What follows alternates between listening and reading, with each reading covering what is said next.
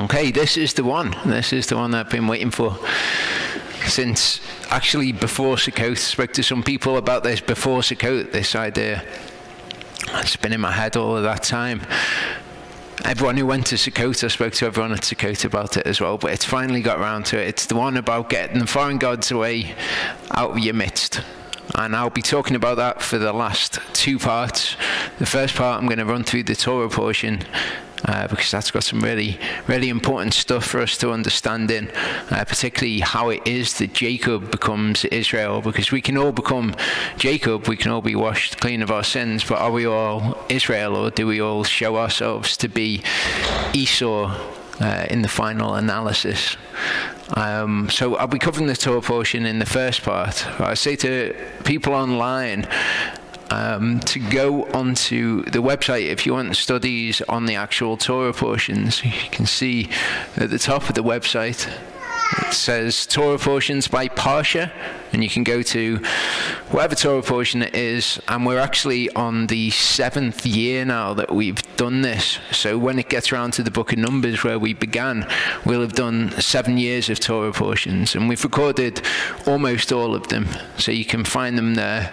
And it's just a good way to go through the teachings and to find them by category rather than scrolling through the videos on the channel. There are playlists on the channel that are worth watching, but this is a good way to explore the videos if people don't know that this is there as a resource. So if you want something specifically on this Torah portion, we've covered it quite a few times now.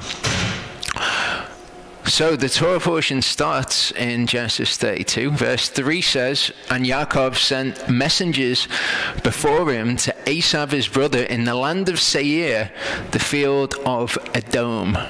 Okay, so this land of Seir. Often when we hear things like this, we just think, well, that's what the place was called, the land of Seir, Mount Seir. But actually something that's revealed at the end of this Torah portion, and I'll only be going through to Genesis 35, and we'll be going through the genealogies in Genesis 36, but something that's revealed in that genealogy is we see this. These were the sons of Seir, the Horite, who inhabited the land. And in context, the land that it's talking about is the land of Edom. So Seir was a guy. Okay, Mount Seir is named after Seir. The land of Seir is named after the same guy. Yaakov sent messages before him to Esav his brother in the land of Seir, the field of Edom. And of course, Edom is a name for Esau. He commanded them, saying, "Say this to my master Esau, your servant Jacob said this, I have sojourned with Lavan and stayed there until now, and I have bulls and donkeys, flocks and male and female servants, and I have sent to inform my master to find favor in your eyes." You guys see this word quite a lot in this Torah portion, this favor. We've looked at it before, the word chen. Chen means grace, or it can mean favor. What we've got is a Hebrew word which is a concept, and we can kind of label it by whatever English words that are approximations of what the Hebrew concept is.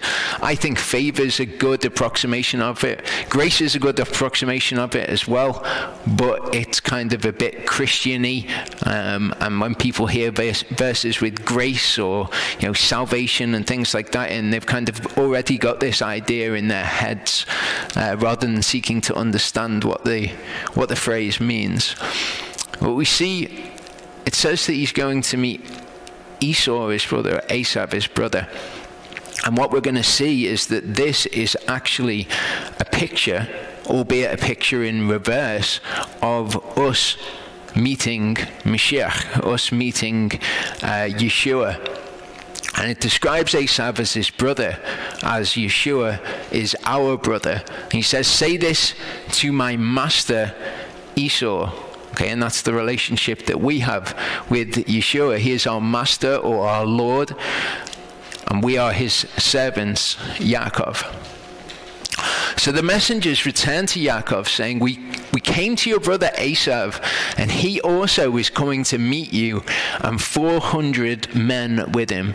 We kind of think, well, 400 men, that's not all that many people. Remember, Abraham went with 318 men to get Lotbach. Back then, this would constitute an army or a savah, a host. And what we see here is a picture of Yeshua coming with the hosts of heaven. Yaakov was greatly afraid and distressed, so he divided the people that were with him and the flocks and herds and camels into two groups. And he said, if Esav comes to the one group and attacks it, then the other group which is left shall escape. And this is interesting. If we remember who Esav is spiritually, the people who seek their own comfort, when it comes down to it, it's not a matter of, if you be willing, let this cup pass from me, but nevertheless, not what my will be done, but yours. It's a case of, if you're willing, let this cup pass from me, nevertheless, let my will be done, not yours, when it comes to Esav. And it says here that there's two groups. Jacob has been divided into two groups here. If Esav comes to the one group and attacks it, it says, then the other group which is left shall escape. And this word escape is an interesting word. Okay, it means escape, deliverance, or the escaped remnant. Okay, so when Jacob is divided into two groups, you're going to find Esav and Yisrael in that group. One achieves deliverance or salvation. It's the same word.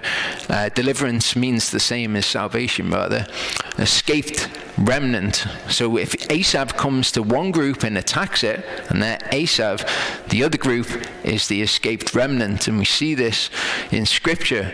Again, the kingdom of heaven is like a dragnet that was thrown into the sea and gathered some of every kind, which when it was filled, they drew to the shore, they sat down and gathered the good into containers, but threw the rotten away. Thus it shall be at the end of the age, the angel shall come forth, separate the wicked out the midst of the righteous, and shall throw them into the furnace of fire. And this is what we're seeing a picture of here. If Esav comes to one group and attacks it, the other group will be the escaped remnant.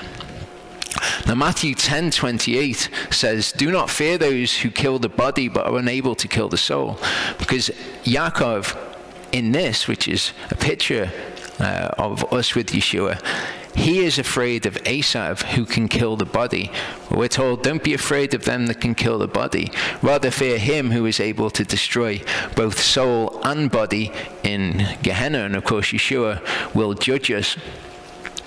Numbers 14 verse 11, something important for us to bear in mind in all of this as we go on. It says, and Yehovah said to Moshe, how long shall I be scorned by these people? And how long shall I not be trusted by them with all the signs which I have done in their midst? Because you can look at this situation that Yaakov's in at the moment, and he's seeing Esav. He's seeing that he's coming to meet him with 400 men. And he's greatly afraid and he is distressed. So you could look at it like this and say, well, how long is Yehovah not going to be trusted by Yaakov after all the signs which he's done in their midst? But Yaakov is different. His response, which ultimately is what makes him Yisrael, is different. Okay, Yehovah never tells us not to be afraid. When we've got things in our lives, like following the instructions that he's given us, sometimes it can be something that's daunting to do, because to our natural senses, we think, well, I don't know how this could possibly go well. Yehovah never tells us not to be afraid. He says, when you are afraid, do not fear, for I am with you. Okay, when these thoughts arise in your heart, do not fear, for I am with you. And that's exactly what we see Yaakov doing. This is the response of Esav. They don't trust Yehovah. All these people had seen Yehovah. They'd seen everything that he'd done. They knew that he existed. They knew that he was Elohim, but they didn't trust him. And Yaakov said, O Elohim of my father Abraham and Elohim of my father Yitzchak, Yehovah who said to me, return to your land and to your relatives, and I do good to you. I do not deserve the least of all the kind acts and all the truth which you have shown your servant. For I passed over this Yarden with my staff, and now I have become two groups. Deliver me, I pray, from the hand of my brother, from the hand of Esau, for I fear him, lest he come and shall smite me and the mother with the children. For you said, I shall certainly do good to you, and I shall make your seed as the sand of the sea, which are too numerous to count. So Yaakov, when he's faced with a situation in which he is fearful, he stands on the word of Yehovah. Okay, it's fine for him to be scared, but he has to overcome this. And this is what we're going to see that Yaakov does to become Yisrael. He wrestles with Yehovah. And that's a process that all of us have to undergo. And he spent the night there and took what came to his hand as a mincha for Esau, his brother. And mincha is the word that's translated often as grain offering or meat offering, food offering. Okay, but it's not. It's a present. The idea of it is a present that's given to Yehovah. And here we see a real world example, picturing this, of him giving it to Esau. He gives a mincha for his brother. 200 female goats and 20 male goats, 200 ewes and 20 rams, 30 milk camels with their colts, 40 cows and 10 bulls, 20 female donkeys and 10 foals. And he gave into the hand of his servants every drove by itself, and said to his servants, pass over before me and put some distance between drove and drove. So notice his attitude here. Okay, he's sending these things over before him, because we're going to see that he has a different attitude after he's wrestled with Elohim. He's going to go last. He's going to allow all of his family to go first and to meet Esau, and he's going to come up behind them, and he says, tell them that they're from your servant Yaakov. He commanded the first one, saying, when Esau, my brother, meets you and asks you, saying, to whom do you belong and where are you going, and whose are these in front of you? Then you shall say, they are your servant Yaakov's. It is a mincha sent to my master Esau, and see, he also is behind us. So this is his plan. You go first, I'll come up behind. After he's received the mincha, maybe that will give me favor or grace in his eyes. So he commanded the second and the third and all who followed the drove, saying, speak to Esau this same word when you find him. And you shall say, also look, your servant Yaakov is behind us. For he said, let me appease him. Okay, but it's the word kafar, and we saw this when we went through the book of Leviticus. All these words should be familiar to us. To kafar is to make atonement. Okay, so he's seeking to make atonement. Appease him, and the word there is panim, which is the word that's always used when we bring these things before Yehovah, or into Yehovah's presence, before his face. So it literally says, let me make atonement before his face with the mincha that goes before me, and after that see his face, he might accept me. So Jacob's attitude at this point, before he's striven or wrestled with Elohim, is that he's going to take this mincha, this gift, and he's going to buy Esau's grace. He's going to buy that he's made atonement to him. Often how people approach Yehovah as well. Micah 6:6-8 says, with what shall I come before Yehovah, before his face in his presence? Bow myself before the high Elohim. Shall I come before him with burnt offerings, with calves a year old? Is Yehovah pleased with thousands of rams or 10,000 rivers of oil?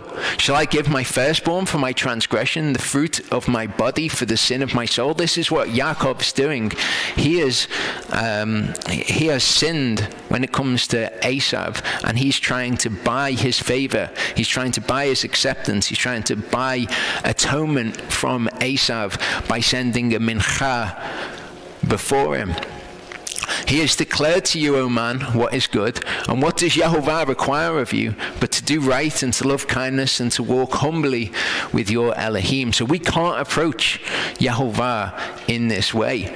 And what we're seeing in this picture, and we will see, is a reversal of how things actually are when it comes to Yehovah. We saw with the life of Yosef, the life of Yosef is a reversal of the life of Mashiach. It actually contains many of the same elements, but he does them wrong, and the way that Mashiach does them is correct. And his entire life, in fact, is chronologically, all of the things which tie him to Mashiach happen chronologically in the order that they did to Yeshua. But it's a reversal. We saw a couple of weeks ago with Yitzchak, when he examines Yaakov to see if he is Esav, it's a reversal of how the Father examines us to see if we are Yaakov. And here we're seeing a reversal also. And the mincha passed over before him, but he himself spent the night in the camp. And he rose up that night and took his 2 wives and his 2 female servants and his 11 sons and passed over the ford of Jabbok. And he took them and sent them over the stream and sent over what he had. So he's sending all these, all of his family before him so that they see Esav first, so that his mincha reaches Esav first and Esav might accept him. And Yaakov was left alone. A man wrestled with him until the breaking of day, and we know that this man is actually Yehovah, probably the angel of Yehovah, in fact, from something that we'll see revealed in a second. And when he saw that he did not overcome him, he touched the socket of his hip, and the socket of Yaakov's hip was dislocated as he wrestled with him. And this is interesting, and it's something that perhaps we'll see later in the 3rd part, this idea that Yehovah, if he doesn't want us to do something, he can act. And he can act and he can stop us from doing it. Here he dislocates Yaakov's hip. We see it with Jeremiah, we see it elsewhere in the scriptures as well. But he dislocated his hip to stop Yaakov. And Yehovah can absolutely do that. He can tell us precisely what he wants us to do, or he can stop us from doing something if we're in danger of doing something that he does not wish us to. And he said, let me go, for the day breaks. But he said, I'm not letting you go until you have blessed me. So he asked him, what is your name? And he said, Yaakov. And he said, your name is no longer called Yaakov, but Yisrael, because you have striven with Elohim and with men and have overcome. So this is what makes Yaakov Yisrael. Okay, it's when he strives with Elohim. Yaakov does not want to cross over. He doesn't want to go and meet his brother Esau, but he knows that he's been told to. And the same is true in our lives. Often we're told by the scriptures. Remember, these people didn't have the benefit of the scriptures, and Yehovah goes to them and tells them directly what he wants from them. Yehovah's told us in the scriptures what he expects from us. But sometimes something will come up which makes us fearful. And these things act as a test of our faith. Are we Yisrael, or do we ultimately in those tests end up to be Esav, and we seek our will ultimately for all the things that we profess? Do we ultimately seek what we want in the situation? Or do we strive with Elohim, because those things are scary and they do require us to wrestle with Elohim? Yisrael is he who wrestles with Elohim, because you've wrestled or striven with Elohim and with men and have overcome. Okay, Yisrael are the ones who overcome. We read in the book of Revelation about what is given as a reward to those who are overcomers. When he saw that he did not overcome him, okay, the other group are overcome by these things when they wrestle. 1 Peter 1:3-25 shows us this, how it affects our life. This whole idea of this test which is given to Yaakov. He wrestles with Elohim and he overcomes. And Yaakov's attitude after it is different. It says, blessed be the Elohim and Father of our Master Yeshua Messiah, who according to his great compassion has caused us to be reborn to a living expectation through the resurrection of Yeshua Messiah from the dead, to an inheritance incorruptible and undefiled and unfading, having been kept in the heavens for you. Hey, having been shamad in the heavens for you, protected or guarded in the heavens for you. It's been kept somewhere in a box in heaven for you. It's been protected there. And how is it protected? Who are protected by the power of Elohim through belief or through faith for a deliverance or a salvation. Belief, faith, deliverance, salvation, they're the same words. Ready to be revealed in the last time. Okay, so there's something coming. And that comes as a result of us having passed the test, as we're going to go on and read. But it's talking about an inheritance. Remember, Esau lightly esteemed his inheritance. He despised his inheritance. For Yaakov, or Yisrael, their inheritance is protected by the power of Elohim through their faith, in which you exult, even though for a little while, if need be, you have been grieved by manifold trials. Okay, and these trials aren't like, oh no, these bad things are happening in my life. The word means a test. It's a test of your faith that it's talking about in context, as you'll see. So if need be, you will have these tests of your faith, in order that the proving of your belief, or the proving of your faith, much more precious than gold that perishes and proven by fire, might be found to result in praise and respect and esteem at the revelation of Yeshua Messiah. So this deliverance, or this salvation, ready to be revealed in the last time. Okay, we've all been saved. Okay, we've all become Yaakov. We've all been washed clean of our sins. But the question is, are you Yisrael? Do you strive with Elohim? Do you wrestle with Elohim when it comes to these things that you're grieved by, these manifold trials?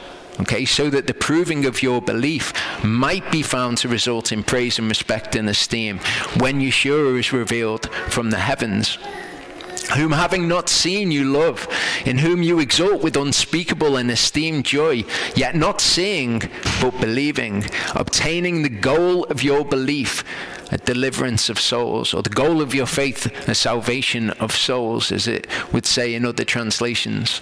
Concerning this deliverance or salvation, the prophets have sought out and searched out, prophesying concerning the favor or the grace for you, searching to know what sort of time the Spirit was in them was pointing out concerning Mashiach, when it was bearing witness beforehand the sufferings of Mashiach and the esteems that would follow, to whom it was revealed that they were serving not themselves, but you, in these matters which now have been announced to you through those who brought the good news to you by the set-apart Spirit sent from heaven, into which angels long to look into. So now we have the scriptures, okay, all these things that the prophets long to know, long to understand, all the things that they were talking about. Now it's all been revealed, what Paul talks about as the mystery of Messiah.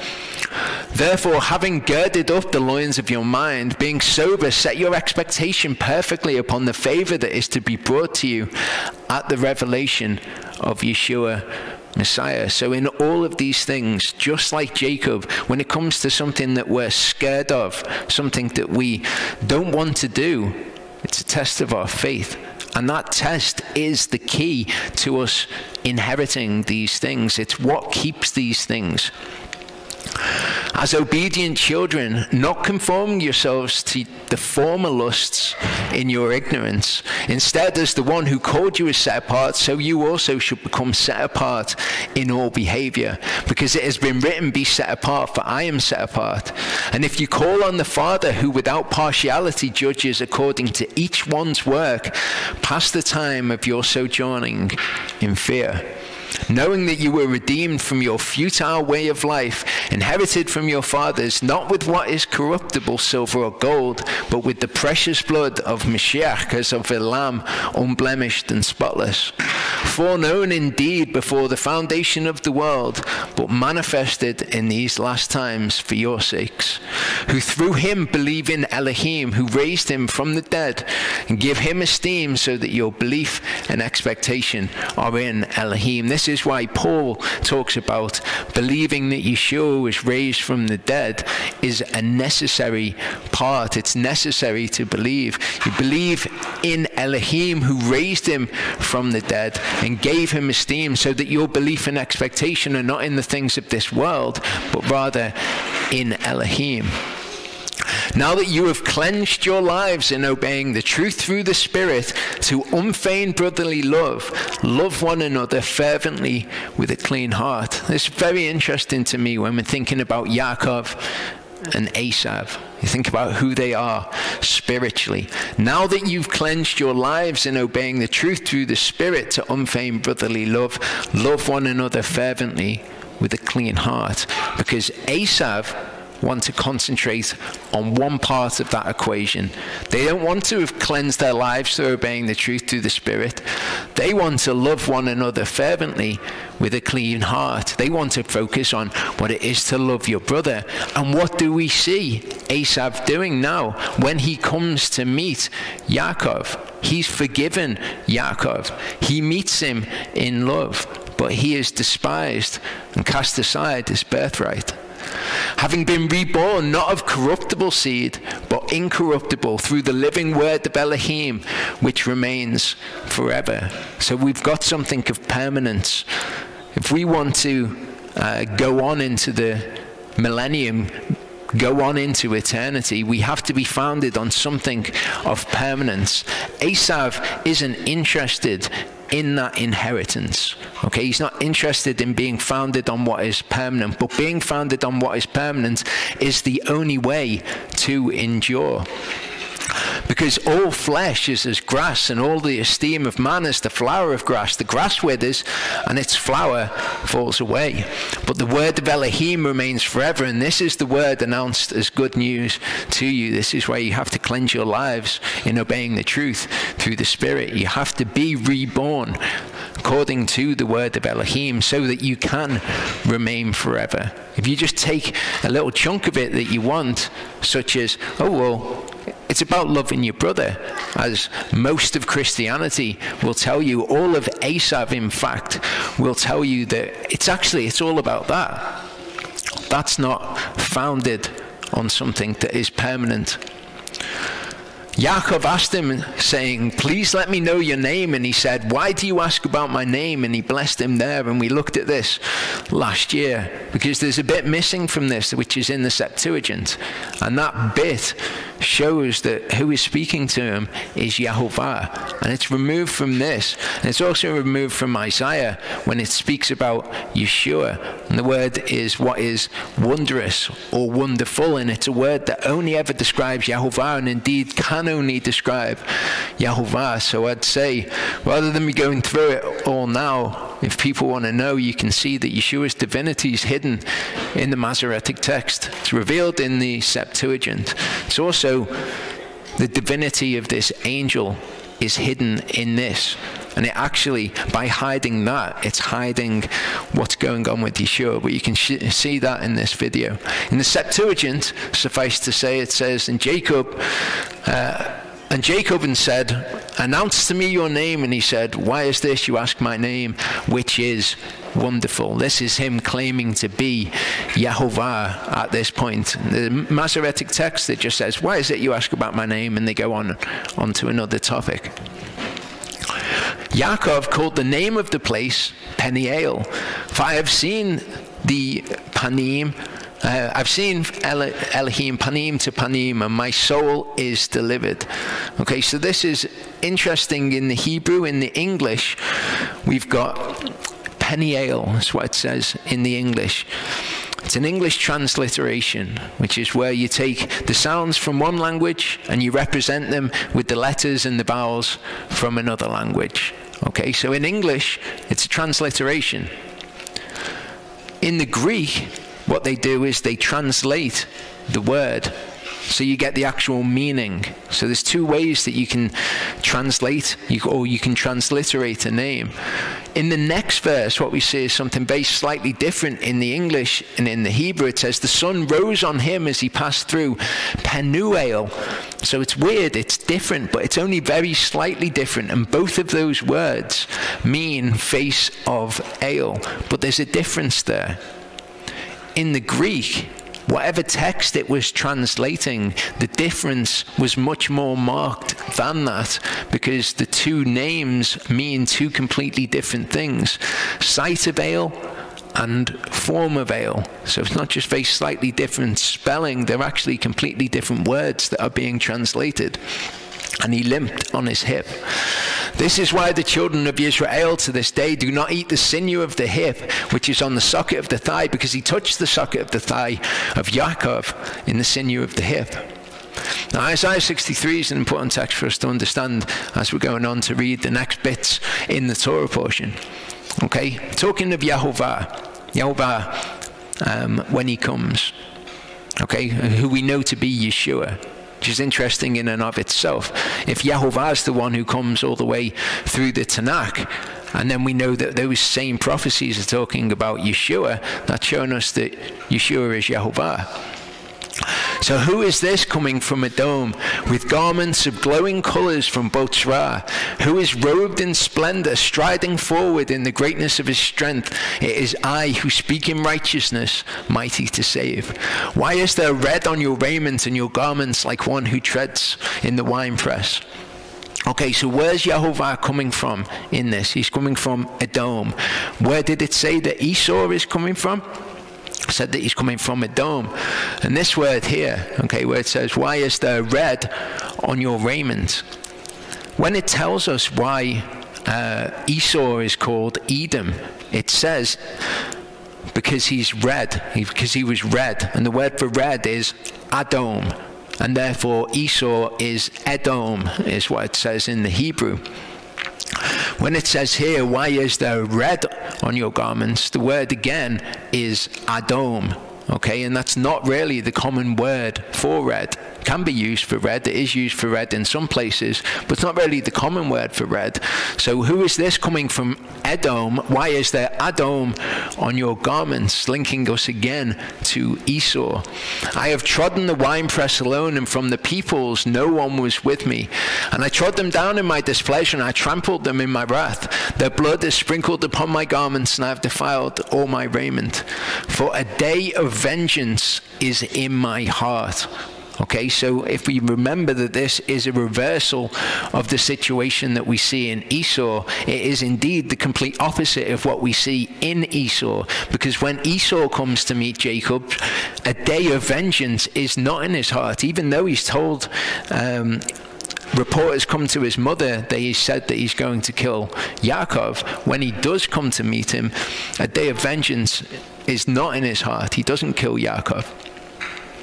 It says, and Yaakov lifted his eyes and looked and saw Esav coming, and with him 400 men, like Yeshua. And he divided the children among Leah and Rachel and the two female servants.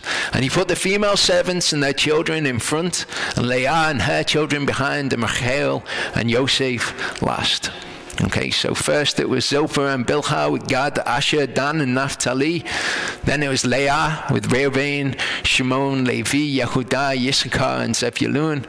And then it was Rachel with Yosef. Of course, Binyamin is not born at this point. And he himself passed over before them and bowed himself to the ground 7 times until he came near to his brother. Okay, and the word there's Nagash. When we are looking at the word Karav, we see this word Nagash used to mean the same thing. It's a synonym. Okay, but here we see it meaning something that's not Yehovah. Karav tends to be used of Yehovah, whereas Nagash means the same thing, but it's used here of Yaakov approaching his brother. It's him drawing near to his brother. Of course, we know that Yeshua, as I mentioned before, is our brother. He was the firstborn among many brothers, and we're conformed to his image so that he would be the firstborn among many brothers. And Esav ran to meet him and embraced him and fell on his neck and kissed him, and they wept. And he lifted his eyes and saw the women and children and said, who are these with you? And he said, the children with whom Elohim has favored your servants.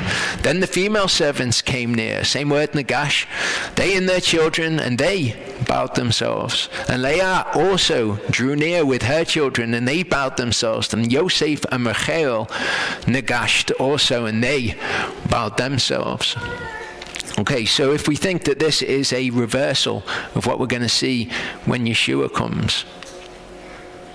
Okay, so first of all, it was Zilpah, Bilhah with these 4. Then it was Leah with these 4. And then it was Rachel with Yosef. Okay, I think it's interesting. There's something that's here. I can't tell you exactly what it is, but if it's the reverse order of how it happens with Yeshua, then it'd be Yosef and presumably Binyamin, then Yehuda, Levi, Yissachar, Zebulun, Reuven, Shimon, and the other 4 tribes. So there's something that is there. That detail is given to us, and quite a lot of the Torah is spent on giving us that detail, which would seemingly be a small detail. Esav ran to meet him and embraced him and fell on his neck and kissed him, and they wept, we saw. Okay, so remember what this is a picture of. Luke 15, 18 to 20. Okay, having risen, I shall go to my father and say, Father, I have sinned against heaven and before you. This is how Yaakov is approaching Esav. And I am no longer worthy to be called your son. Make me like one of your hired servants. This is again how Yaakov approaches Esav. And having risen, he went to his father, and while he was still a long way off, his father saw him and was moved with compassion and ran and fell on his neck and kissed him. Okay, exactly the same events that we're seeing here. Leah also came near with her children. They bowed themselves, and Yosef and Rachel came near, and they bowed themselves. Revelation 3 verse 9 says, see, I'm giving up those of the congregation of Hasatan who say they are Yehudim and are not, but lie. See, I am making them come and worship before your feet. Remember, okay, this is a reversal of what we're seeing here. Here we have Yaakov coming and bowing before Esav's feet. But in the reversal, what we're going to see is Esav coming and bowing before Yaakov's feet to know that I have loved Yaakov. Then Esav said, what do you mean by all this company which I met? And he said, to find chen in the eyes of my master. But Esav said, I have enough, my brother, let what you have remain yours. Okay, so first of all, the way that Yaakov approaches this is he says, well, why have you sent all this stuff to me? And he says, because I wanted to find grace in your eyes. I wanted to give you a mincha so that I would find grace in your eyes. Esav says, I've got enough. But then the way that Yaakov phrases it, he's actually got the right attitude. He displays the right attitude in how we are to be toward Yehovah. Okay, we don't buy his grace. Okay, but then Yaakov says, no, please, since I have now found grace in your eyes, then receive my mincha from my hand, because I've seen your face like seeing the face of Elohim, and you were pleased with me. Okay, so that's the right way around, isn't it? It's not, okay, I'm going to give you all this stuff so that I find grace in your eyes. The right way around is, since I've found grace in your eyes, please accept this mincha from my hand. Then he says to Esav, please take my blessing that is brought to you, because Elohim has favored me, he's chenaned me, he's given me chen, and because I have all I need. And he urged him, and he took it. So now what we're seeing is him saying, Lakak my berakah, which is exactly what Esav accused him of doing in the first place. Esav said, was his name then called Yaakov? For he's caught me by the heel these 2 times. He took my birthright, and see, now he has lakakt my berakah. So when Yaakov approaches him, he says, lakak my berakah. I'm not sure whether Yaakov knew that Esav had said this or how that worked out, but in the end, he ends up saying those words to Esav. And he said, let us depart and go, and let me go before you. And I actually find this is one of the saddest parts of this entire picture, because what we're going to see is Yaakov demonstrating the response of who Esav is spiritually. Okay, if you remember, Esav is Mashiach in this picture. He said, let us depart and go, and let me go before you. So what's he saying to him? He's saying, follow me. For he said to him, my master knows that the children are weak, and the flocks and herds which are nursing are with me, and if the men should drive them hard, one day all the flock shall die. please let my master go before his servants, and let me lead on slowly according to the pace of the livestock that go before me, and according to the pace of the children, until I come to my master in Seir. So Yeshua says, follow me. And what does Esav say? Oh, let me go on my own pace. I'll get there eventually. We're all on a journey. Okay, you go, I'll follow you. I'll follow you at my own pace. I'll get there eventually. I'll meet you there. Meet you in Seir. What do we know about Yaakov making this promise? Never makes it to Seir, does he? Esav said, please let me leave you with some of the people who are with me. But he said, why this? Let me find chen in the eyes of my master. Let me leave with you some of the people who are with me. Okay, remembering this is Mashiach. Some of the people who are with me, let me leave them so that it is that you come to me eventually. What's the response? Why this? I thought I'd found favor in your eyes. Don't we have grace? Don't need those people. Esav returned that day on his way to Seir. And of course, Yaakov never makes it there. Yaakov set out to Sukkot, and he built himself a house and made booths for his livestock, and that's why the name of the place is called Sukkot. And in the Hebrew it says he made Sukkot for his livestock, and that's why the name of the place is called Sukkot. Yaakov came safely to the city of Shechem, which is in the land of Canaan, when he came from Padan Aram, and he pitched his tent before the city. Okay, and what we're seeing here, there's like little wisps of what happened with Lot, isn't there? Okay, he goes to this place, Shechem, like Lot goes to Sodom and Amorah, Sodom and Gomorrah, and he pitches his tent towards the city, it says. Here, Yaakov pitched his tent before the city.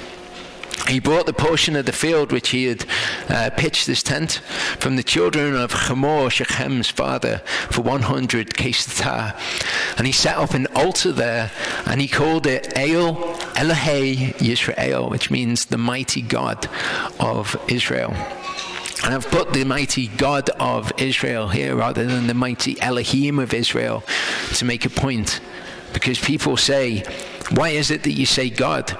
Don't you know that by saying God, you're calling on the pagan name of a deity called Gad? Well, Gad is the name of a tribe of Israel. If there's a problem to say God because it came from Gad, then surely it's a problem to say Gad.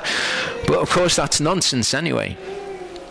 The word God has no etymological link, which means the history of the word, where the word came from, how it came to be, with the word God. It's just a made-up thing that people say. Okay, God is the English word for Elohim. If you translate Elohim into English, you get God. Okay, and just as you can get the one true God and false gods, you can get the one true Elohim and false Elohim in Hebrew. And it's like the word Lord. Why do you use the word Lord? Okay, people have a sensitivity to it because Yahovah has been replaced with the Lord however many times, over 6,000 times in the scriptures. Is it a problem to say the word Lord though?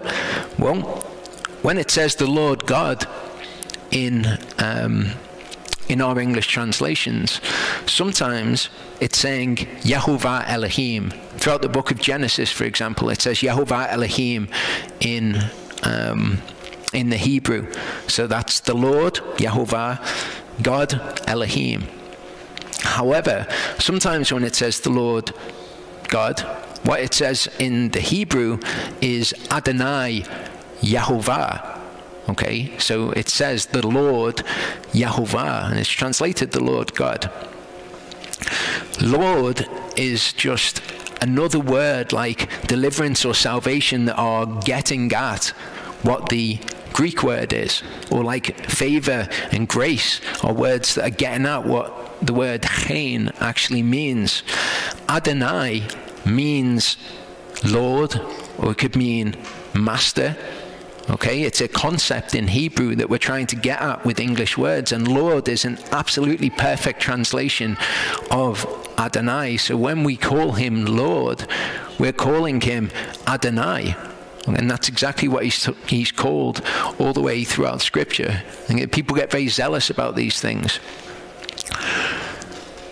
It says, and Dinah, the daughter of Leah, whom she had born to Yaakov, went out to see the daughters of the land. Okay, so remember when we see Lot, okay, he's there in Sodom and Gomorrah, and he's become a judge. He's sitting in the gate of the city. He's getting involved with the people of the land. Here we see the same sort of thing with Yaakov. Dinah went out to see the daughters of the land, so she's going out with the people of the world, so to speak. And something bad comes about because she's doing this. It says, and Shechem, son of Hamor the Hivite, prince of the land, saw her and took her and lay with her and humbled her. Okay, something he raped her, he didn't, he seduced her and he lay with her. But why did this happen? If she'd not been hanging out with the daughters of the land, the people of the world, then this wouldn't have happened. And of course, she should have resisted. She should have said no. She shouldn't have allowed herself to be seduced. But she did, and that would have never happened if she'd not put herself in that position. And if Yaakov had not put himself in the position where she could. And his soul clung to Dinah, the daughter of Yaakov, and he loved the girl and spoke kindly to the girl. And Shechem spoke to his father Hamor, saying, take this girl for me for a wife. Yaakov heard that he had defiled Dinah, his daughter. Now his sons were with his livestock in the field, so Yaakov kept silent until they came. And Hamor, the father of Shechem, went out to Yaakov to speak with him. And the sons of Yaakov came in from the field when they heard it, and the men were grieved and were very wroth, because he had done a senseless deed in Yisrael by lying with Yaakov's daughter, which should not be done. But as we're going to see, they couldn't care less about what should be done and what shouldn't be done. They're just outraged because Dinah has been defiled. She's been seduced by Shechem. But Hamor spoke with them, saying, my son Shechem's soul longs for your daughter. Please give her to him for a wife. Now, if we look what the righteous thing to do in this situation is, what Yehovah would tell this man to do in this situation. We see in Exodus 22, it says, and when a man entices a maiden who is not engaged and lies with her, he shall certainly pay the bride price for her to be his wife. If her father absolutely refuses to give her to him, he pays according to the bride price of maidens. So what's he done? He's gone to his father Hamor and he said, please take this girl for me for a wife. So Hamor then approaches Yaakov. This is exactly what the Torah says to do. So if they were concerned about righteousness or doing the right thing or what should and shouldn't be done, Shechem has done the right thing. Hamor says, and intermarry with us, give us your daughters and take our daughters for yourselves, and dwell with us and let the land be before you, dwell and move about in it and have possessions in it. And Shechem said to her father and her brothers, let me find favor in your eyes, and whatever you say to me I give. Ask of me a bride price and gift ever so high, and I give according to what you say to me, but give me the girl for a wife. So what does he do? Okay, he has slept with her outside of marriage. He's seduced her. What does the Torah say to do? Pay the bride price for her. Go to her father, ask, and pay the bride price. This is exactly what he offers here. But the sons of Yaakov answered Shechem and Hamor his father and spoke with deceit. Okay, again, this is continuing Jacob. A large part of Jacob's life is deceit, and now his sons are embroiled in it as well, because he had defiled Dinah, their sister. And they said to them, we are not able to do this matter, to give our sister to one who is uncircumcised, for that would be a reproach to us. Only on this condition would we agree to you. If you become as we are, to have every male of you circumcised, then we shall give our daughters to you and take your daughters to us, and we shall dwell with you and shall become one people. But if you do not listen to us and be circumcised, we shall take our daughter and go. And this is exactly what Paul was dealing with the circumcision party. These people are not interested in righteousness. They're not interested in what is right and what is wrong. What they're interested in, okay, they say, you have to become circumcised if you want to become one people with us. And that's exactly what the circumcision party was saying.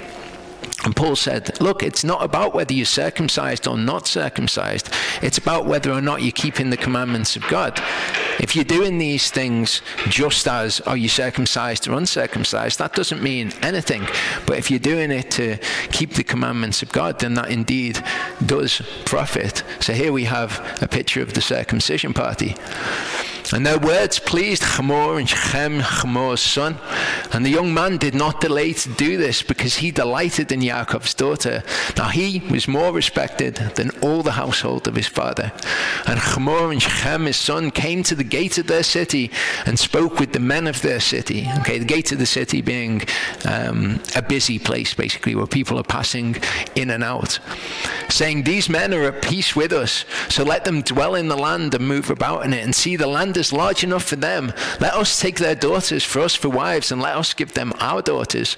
Only on this condition would the men agree to dwell with us, to be one people.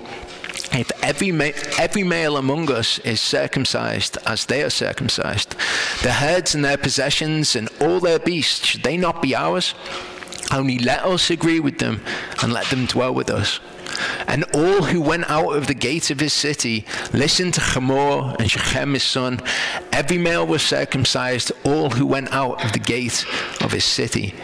And it came to be on the third day, when they were in pain, that two of the sons of Yaakov, Shimon and Levi, Dinah's brothers, each took his sword and came boldly upon the city and killed all the males. And they killed Hamor and Shechem his son with the edge of the sword, and took Dinah from Shechem's house and went out. Are they interested in righteousness? Do they care whether something which should not be done has been done in Israel? They couldn't care less. Okay, they go in, they plunder them, and they take all their stuff. The sons of Yaakov came upon the slain, plundered the city, because they had defiled their sister. They took their flocks and their herds and their donkeys, and that which was in the city, and that which was in the field. And all their wealth and all their little ones and their wives they took captive, and they plundered all that was in the houses. And Yaakov said to Shimon and Levi, you have troubled me by making me a stench among the inhabitants of the land. Okay, the exact opposite of how we're to be. We're to be a light to the Gentiles, but this is what happens when we go after our own lusts and wills. Among the Canaanites and the Perizzites, and I am few in number, they shall gather themselves against me and shall smite me, and I shall be destroyed, my household and I. And they said, should he treat our sister like a whore? Okay, and I've spoken before about the idea of sometimes people are just waiting for an excuse to sin. They can kind of hold themselves back, but when they see some kind of situation in which maybe it would seem more acceptable, maybe more acceptable to the world for them to sin, then they're kind of just frothing for an opportunity to sin and to do what was in their hearts all along. So here they've got their opportunity. Should he treat our sister like a whore? What did? They go in, they kill everyone, they plunder all their stuff. And Elohim said to Yaakov, arise, go up to Bethel and dwell there, and make there an altar to El, who appeared to you when you fled from the face of Esav, your brother. So when Yaakov came back to the land, he made a vow when he was at Bethel. He said, I will give you 10% of everything which you give to me, and I will come here and I will make an altar to your name. But what does Yaakov actually do? Okay, when he's on the way back, he decides he's going to stop at Shechem. And all of this ensues because of his decision. And Yehovah says to him, arise and go up to Bethel and dwell there, and make an altar there to El. You've made an altar, okay, you've made an altar called the mighty God of Israel. Basically, my mighty God being Israel. But go up to Bethel and make an altar there, and we'll see what the altar is that he makes when he gets there. But in the second part, I'm going to look at the verse which comes after this, which is where Yaakov turns around to his household and he says, put the foreign gods away from your midst, cleanse yourself and change your garments. So we'll see that in part 2. Okay, so this is the verse which has had so much significance to me of late. And it's been quite cool this week, like looking at changes in my own life and things that he's shown to us as a fellowship, and just this disentangling of us from the world. Yaakov said to his household and to all who were with him, "Put away the foreign gods that are among you, cleanse yourselves and change your garments." Okay, we know that we change our garments, we take off the filthy garments, which are our guilt, and we put on robes of righteousness, garments of salvation.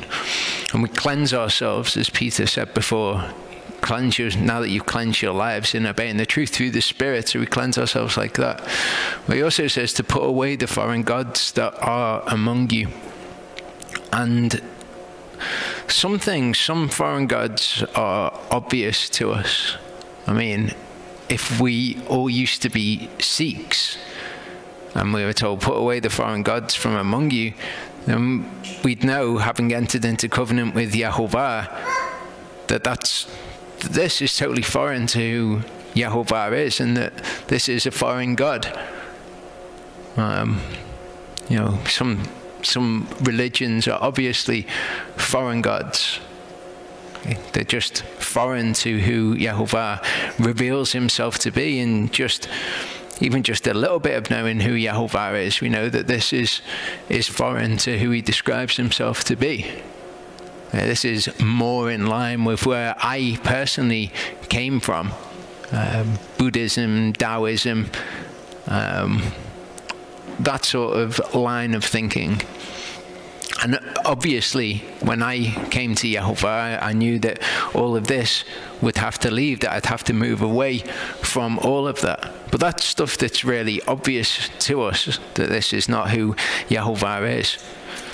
The problem that we have is that people have got an idea of Yehovah and who he is that has come kind of like as a package from Christianity. People have got an idea of how Christians view God, how people view God. Also comes from the New Age, comes from pagan ideas about the way things work. And as we looked at recently, the idea everything happens for a reason, and all of those ideas which permeate our culture and permeate Christian culture. They're not so obvious at first, because we just kind of take them on board wholesale as, well, that's who God is. You know, how people talk about him and the way that he works, and we just kind of take it all on board as, well, yeah, everyone knows that, that's true. Becomes a little bit more difficult for people to distinguish a foreign God when it comes to the God of the Bible, a God that people describe as the God of the Bible anyway. And the Catholics would say that they worship the God of the Bible, and so then you get all kinds of discussions like, are they saved because they believe in the God of the Bible? All completely the wrong questions, all completely misunderstanding everything about the scriptures. But because they associate themselves with the God of the Bible, then people think, well, maybe they are his people. Well, they're not the people he describes. Okay, the Hasidic Jews, people who would believe that all of the Gentiles were created to one day be their slaves. Not that all of the Hasidic Jews believe that, but that idea is very much a concept of a foreign God. It's very much a concept of their religion. The idea that I looked at the other week, that they reject that heaven has any authority over the Torah, because the Torah says that it is not in heaven, meaning that it's not difficult for us to keep. But they take that as meaning that even if a divine voice was to speak from heaven, they would not accept it over their own rabbinical authority, because the Torah has been given to them. And that's a foreign God. They would say that they worship the God of Abraham, Yitzchak, and Yaakov. So they would identify him as the God that they're worshipping, but then they've got all these weird ideas about him, so it ends up being a foreign God. Hey, this is the Anglican Church. You know, Protestants here in England, if people in America don't know who the Anglican Church are, think of like the Church of England. The Anglicans are another offshoot of the Protestants. But obviously they've taken on board a load of stuff from Catholicism. And you can look at them and they all look like nice people, and I'm sure that they'd all be lovely people, and all of the people in all of these religions, I'm sure, are lovely people. And they've got some ideas which are righteous. Okay, you go to a Buddhist, then they would teach a lot of things that Yehovah teaches us are righteousness. Okay, in a lot of cases, in fact, more than perhaps you'd find in a church which taught that the Torah was done away with, and all the idea of doing righteous works, that was something that's adding to the sacrifice that Yeshua made on the cross. But they're foreign gods. They're not who Yehovah is. It doesn't really matter the similarities with Yehovah whatsoever. Okay, as a Pentecostal church, and we can recognize, when we look at this, we can recognize that this spirit which is at work here is not the spirit of holiness, Yehovah's spirit. And these things, again, are recognizable to us. But we've come to a point where we know that the Torah stands, and not only stands, but it is the bedrock of what righteousness is. It's the foundation of the word. Everything is built on the Torah. As we've become aware of these things, we've been moving further and further away from all of this nonsense that we've seen here, all these false ideas of who he is. But he wants those things to continue in us. He wants to continue to refine us. Okay, we can get good doctrine, we can keep the Torah, we can get obedience down. Okay, we can cleanse our lives through obeying the truth, we can change our garments to garments of salvation, but he continually wants to refine us and remove from us those ideas that we have about him which are not correct. Here's some Jews that are keeping the feast of Sukkot, and you could think, well, they look just like a load of Torah keepers keeping Sukkot. And maybe their idea of who Yehovah is a bit closer to who Yehovah is than the Hasidic Jews or the Christians who think that all of the Torah is done away with, or whatever. I put this teaching up because I'm not making sweeping judgments about these people. If people want to understand how it is that Yehovah is going to judge these people and where people are coming from and the nuances in people's lives and their understandings and what's right and what's wrong and how he judges that and to what degree, I'd recommend that people check out this. This is from a series which is on the YouTube channel called Understanding Yehovah.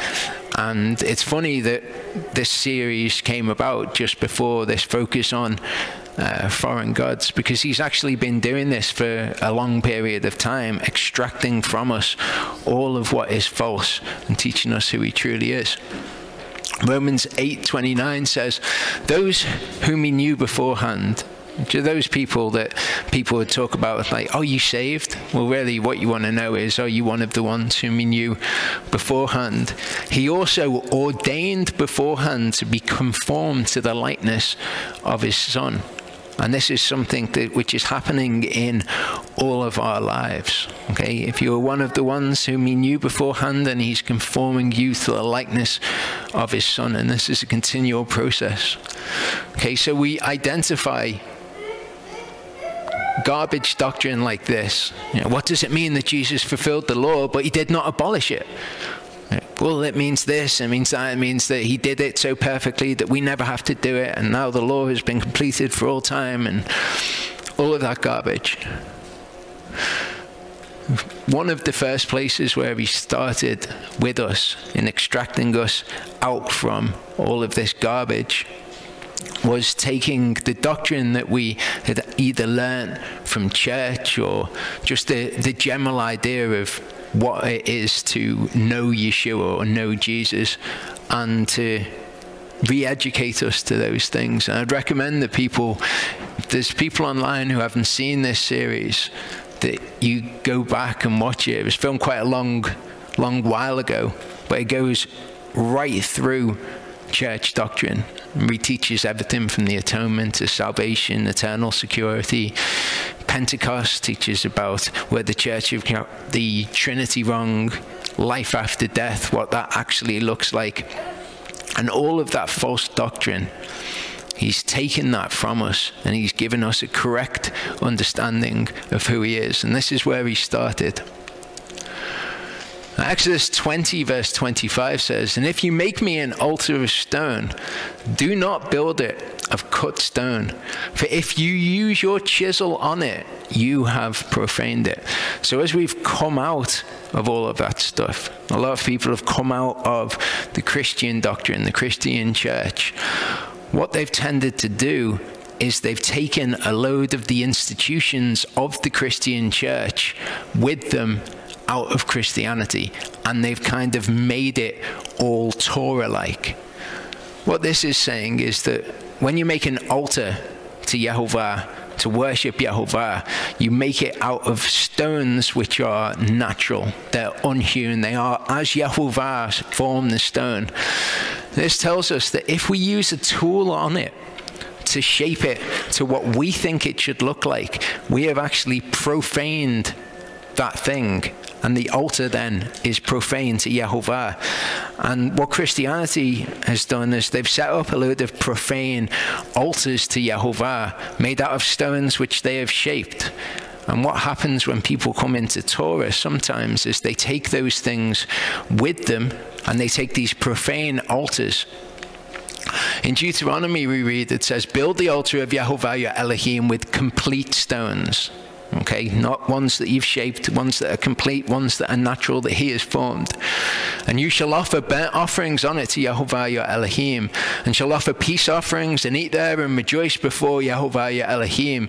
And you shall write all the words of this Torah on the stones plainly and well."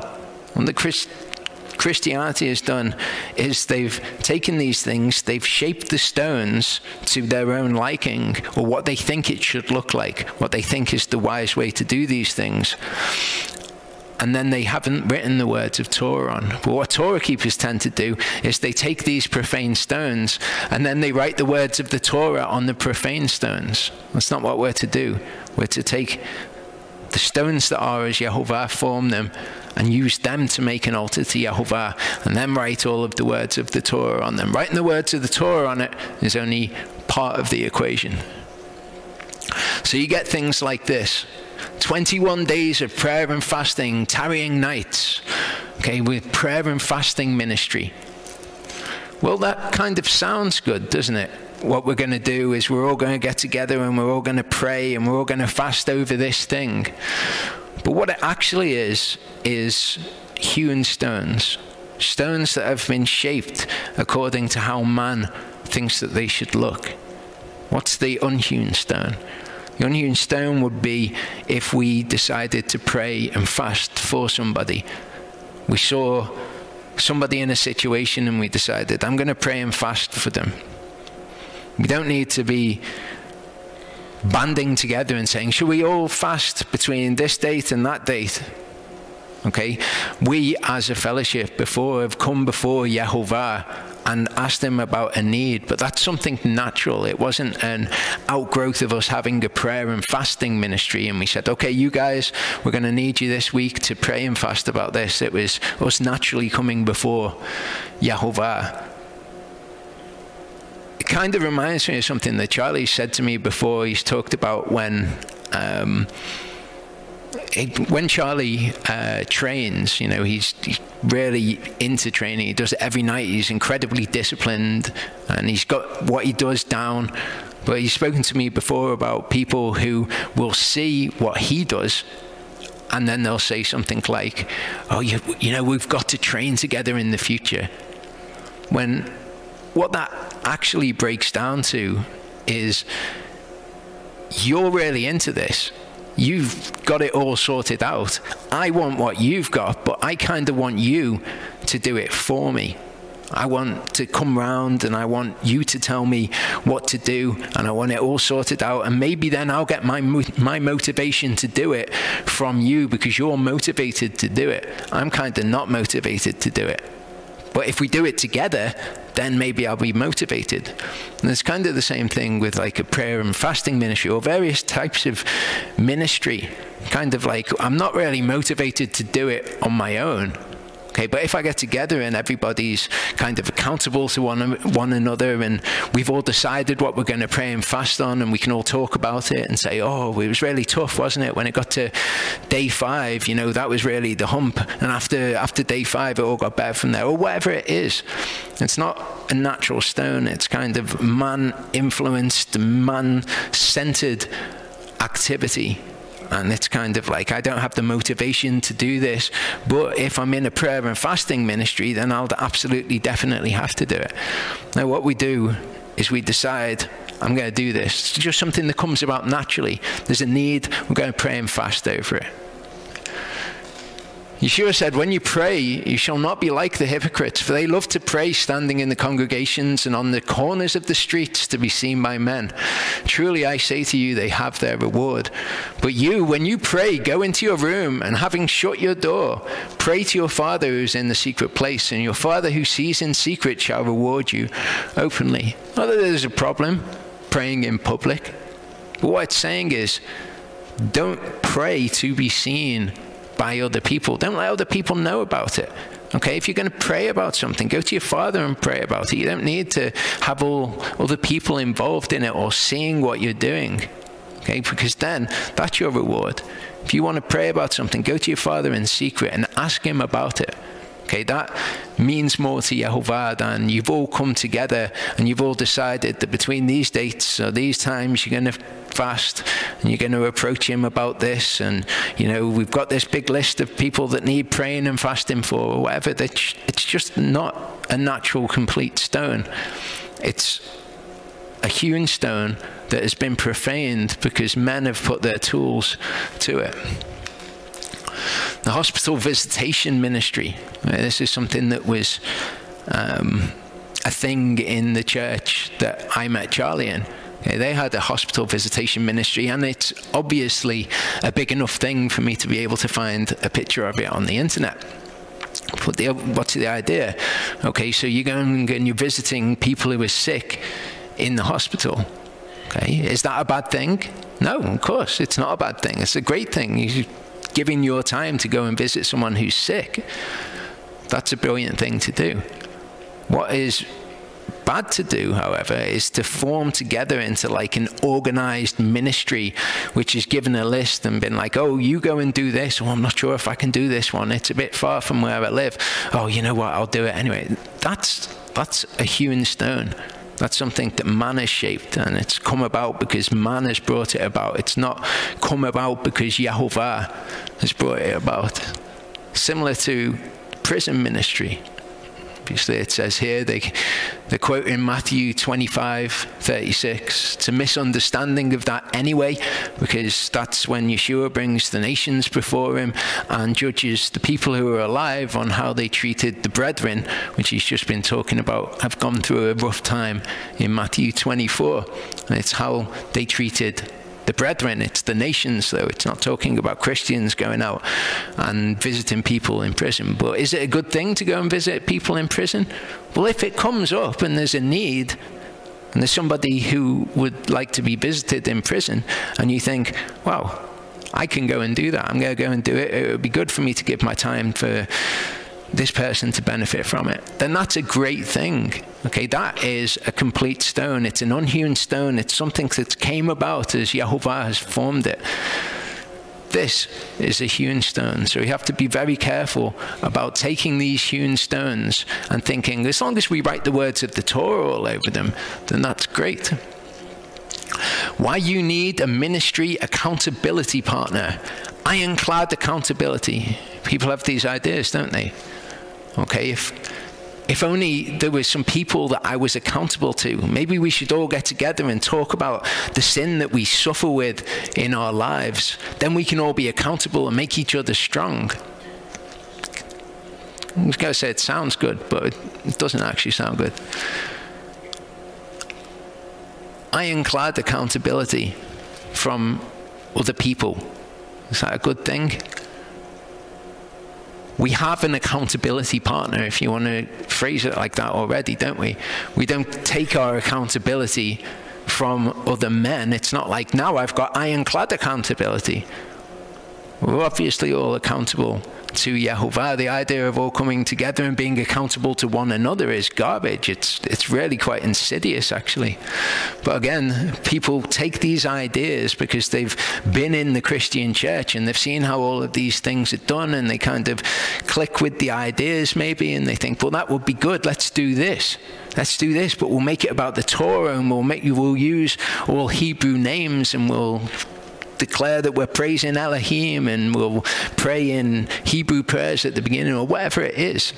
But it's taking that hewn stone that has been profaned and writing the words of the Torah on it and thinking that that is good. Discipleship ministry, it's another garbage nonsense. Okay, He himself gave some to be apostles, some prophets, some evangelists, some pastors and teachers for the equipping of the saints, for the work of ministry, for the edifying of the body of Christ. And the way that that's just snippeted there, it makes it seem like these people are all given for the work of the ministry. And people have their own idea of what the ministry is, for the edifying of the body of Christ. But we're going to go on and continue in Ephesians 4 and see that that's not the case. But discipleship, the idea of discipleship, doesn't exist. It's not a thing. You'll find in Scripture that John the Baptist and Yeshua had disciples. John the Baptist, who came preparing the way for the Lord, and Yeshua, who was Yehovah made flesh, they both had disciples, and having disciples was a fairly common practice, or it was more common than it is today. But the idea that we are to have disciples, that's not something that you find in Scripture. Okay, so discipleship is not a thing which exists in Scripture, and people get verses taken out of context. They don't understand it. They don't understand the breadth of Scripture and where that verse fits within the breadth of Scripture. Matthew 28:16-20, it says, "And the 11 disciples went away into Galilee to the mountain which Yeshua had appointed for them. And when they saw him, they bowed to him, but some doubted. And Yeshua came up and spoke to them, saying, 'All authority has been given to me in heaven and on earth. Therefore, go and make disciples of all the nations, immersing them in the name of the Father and of the Son and the set-apart Spirit.'" And if you want more information on that Trinity verse, look at the Butchered Doctrine, Part 7, the Trinity. But for this, they're told, go and make disciples of all nations, teaching them to guard all that I have commanded you, and see, I am with you always until the end of the age. Is this an instruction for us to go and make disciples of all the nations, to immerse them and to teach them to guard everything that Yeshua had commanded them? No. Who's it an instruction to? There's an instruction to the 11 disciples, the apostles. Yeshua came and spoke to them. And he said, go and make disciples of all the nations. And what did they do in the book of Acts? They went out and made disciples of all the nations. They immersed them, and they taught them to guard everything that Yeshua had commanded them. So it's an instruction to them. People love to take bits of Scripture like this, and they take the bits of it that they want, go and make disciples, and then they lose the bits that they want to lose of all the nations. You know, is anyone going out now into all the nations? You do get ministries that are set up to go to other countries, missionaries. But your general person who's saying we're to make disciples of all people, they're not getting on a plane and going to another country to make disciples of all the nations, because this instruction was not given to everybody. We've spoken before about how Yehovah opens what the King James renders as the doors of utterance to us, to be able to speak into somebody's life. He creates those opportunities. They are the unhewn stones. But what man likes to do is he likes to hew the stones himself. He likes to go and stand on a street corner and evangelize to people, shouting out verses from the Bible, which actually profane Jehovah's name and makes all the people who see them think that people who believe in the scriptures are somewhat crazy, either a little bit to a lot, like this guy who's talking about the end of the world and all sorts of things out of context, all sorts of things which is the wrong focus. So this isn't an instruction to us. It's an instruction to the 11 disciples. In Acts 1, it says, "The first account I made, O Theophilus, of all that Yeshua began both to do and to teach, until the day that he was taken up, after giving instructions through the set-apart Spirit to the apostles whom he had chosen." So what did he do? He gave instructions to the apostles, the ones that he had sent out to all the nations. And he told them, go and make disciples. Just like he told Paul. This is Paul speaking. And he says, "And he said to me, go, because I send you far from here to the Gentiles." And that's what the word apostle means. It means one who was sent. Okay? And we hear in Romans that how should they preach unless they were sent? So you must be sent in order to go and preach. And he gave these instructions to his apostles, to Paul, to the 11 disciples who became the 12 apostles after they'd cast lots for the 12th. Luke 9, 1-6 says, "And having called his 12 disciples together, he gave them power and authority over all demons and to heal diseases. And he sent them to proclaim the kingdom of Elohim and to heal the sick." And people love to appropriate this for themselves as well. And they'll say things like, "Oh, all of this Torah, why are you following after all of the Torah? What we should be doing is raising the dead and healing the sick. That's what the scriptures are really about." But he sent them to proclaim the kingdom of Elohim. That's what he did. At that time, he gathered them all to him and he said, "Go, proclaim the kingdom of Elohim and heal the sick. And I give you 12, power and authority over all demons and to heal diseases." And they prepared the way for him, so to speak, so that they went and spoke to the places where he was to go later. First it was to these 12, and then in Luke 10, it's to another 70 that he gives these. But people want to appropriate these things for themselves, just like go and make disciples. And he said to them, "Take no matter at all for the journey, neither staffs, nor bag, nor bread, nor money, neither have 2 undergarments." And it's funny how many people will say, we're supposed to proclaim the kingdom of Elohim and to heal the sick. You don't hear many of them saying, "Don't have 2 pairs of undies because Jesus said." Don't hear it, do you? They know that this instruction was given to them at that particular time. Whatever house you enter, stay there and go out from there. And as for those who do not receive you, when you go out of that city, shake off the dust from your feet as a witness against them. Not many people going out to cities and preaching the word to them and staying in whichever house when they enter there. Nobody takes these instructions as instructions to them, but they love to cherry pick the bits that sound good and sound like a commission to them. And going out, they went through the villages, bringing the good news and healing everywhere. Who? Those 12. Who went out and preached the gospel and made disciples? Those 11 that he spoke to. Ephesians 4:13-16 is how that verse that we read before continues.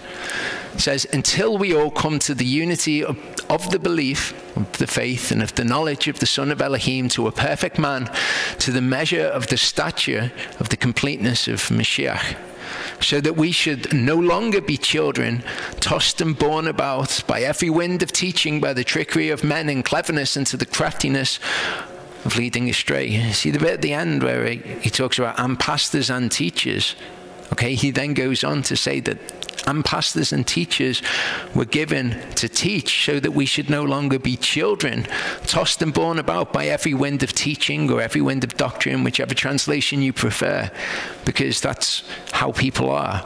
But the pastors and teachers were given so that the body came to a knowledge of true doctrine, so that they could learn from the Ruach, speaking through the pastor and teacher, through the gift of the Ruach. By the trickery of men and cleverness, and unto the craftiness of leading astray. That's what it's to protect us from, and this is why. But maintaining the truth in love, we grow up in all respects into him who is the head, Messiah. Okay, so that's the purpose that it's for. It says, from whom the entire body, joined and knitted together by what every joint supplies, according to the working by which each part does share, causes growth of the body for the building up of itself in love. So the model, the way that it works, is the pastors and teachers teach the good doctrine so that we can all grow up into the head, who is Messiah. But what's the purpose in that? Is it so that the pastor or the teacher can go and do a discipleship class or whatever? No, it's so that the entire body, joined and knitted together by what every part of the body supplies, according to the working by which each part, every part of the body does share, causes the growth of the body for the building up of itself in love. So fellowshipping with each other, okay, being around each other, exhorting and rebuking and encouraging one another, okay, that is discipleship, if you want to call it that. That's the closest thing that you'll find to discipleship. But discipleship doesn't exist anywhere, and we need to get rid of these hewn stones, these profane stones, and stop writing the Torah on them and thinking that that's good.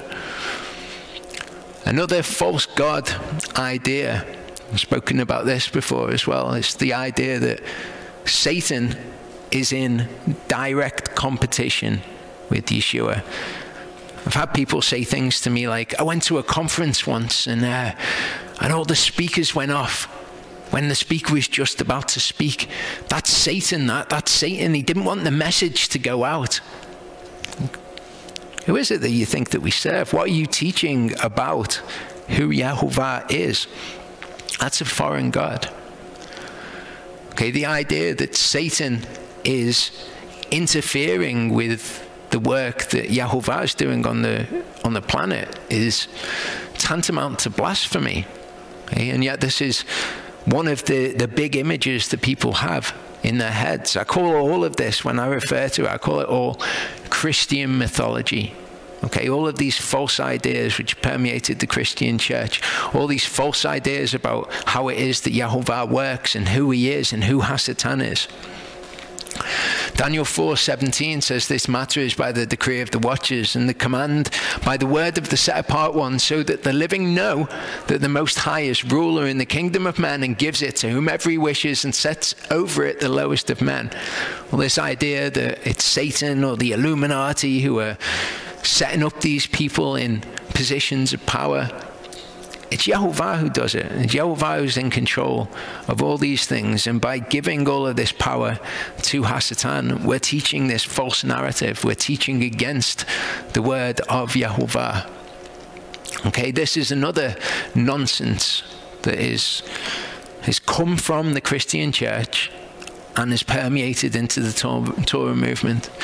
Breaking generational curses and soul ties. If you sleep with somebody outside the marriage, you've made a soul tie with them, and then you need to break that soul tie. You'll have a generational curse because your dad was into drinking, and now you've got a generational curse on your family, and you'll never be able to stop drinking if you don't break that generational curse. These things have real power, and taught by a short-haired woman in the Christian church. And it says it all really, doesn't it? But these things are complete nonsense, and yet people in the Torah movement talk about these things all the time as if they're real. Okay, I dealt with all of that sort of stuff in this teaching, and I'd say to people, if you've either not seen it in a while or you've not seen it at all, check this out. It talks about deliverance ministry, for example, and how it is the deliverance ministers, which is another hewn stone, how deliverance ministers are deceived. But I want to show you an amazing example of this, and I thank Charlie for pointing this out to me. Okay, a lot of people will know who this is. This is a guy called Derek Prince, and I think a lot of the time what people are taken in by when it comes to deliverance ministry is all of the anecdotes and the stories that people have about how they've come to battle against demons and all of these other things. And I go into the basics of how these people are deceived and the mechanics of how it works in that teaching. But I want to show you one of these anecdotes which makes it absolutely crystal clear that this person is deceived. Some years ago, witnessed by 10 other people, we dealt with a girl who had an English background and who was brought by a pastor for deliverance. She is now a friend of ours. I know her personally. My wife and I spent 5 hours praying for this girl, and there was a woman who sat by, counted and wrote down the names of 72 spirits that identified themselves and came out of her. I'm sure that there are people with lots more than 72 demons. After all, there was a man in the Bible who had a legion, which is 6,000 soldiers. Not true. He said, my name is Legion because there are many. Anyway, during the ministry time, every demonic spirit spoke. I didn't ask them to, but they did. In fact, they started talking to me before I even knew what was happening. Okay, I mean, it's strikingly obvious that these spirits who end up identifying themselves as seducing, lying spirits have come to lead this man astray. They started speaking to him before he even knew what was going on. Listen to what they told him. One of them said, I am a seducing spirit. I said, come out. It said, I am the seducer of the faith. I said, still come out. It said, I am the chief one. I said, still come out. Then it said, I have many roots. I said, well, in the name of Jesus, come out with your many roots. Then this girl started to mention certain doctrines, and I realized that these were the roots of this seducing spirit. I wrote those roots down. I wrote down 37 deceiving spirits that came out of this girl under the category of seducing spirits. Although some were recognizable doctrines, one spirit named itself as no pork, no bacon. Oh. I asked it where it came from. I'm not necessarily recommending this as a practice, just telling you what happened. This no pork, no bacon spirit mentioned the name of a particular preacher who is known to me and who I happen to know teaches that Christians mustn't eat meat from pigs.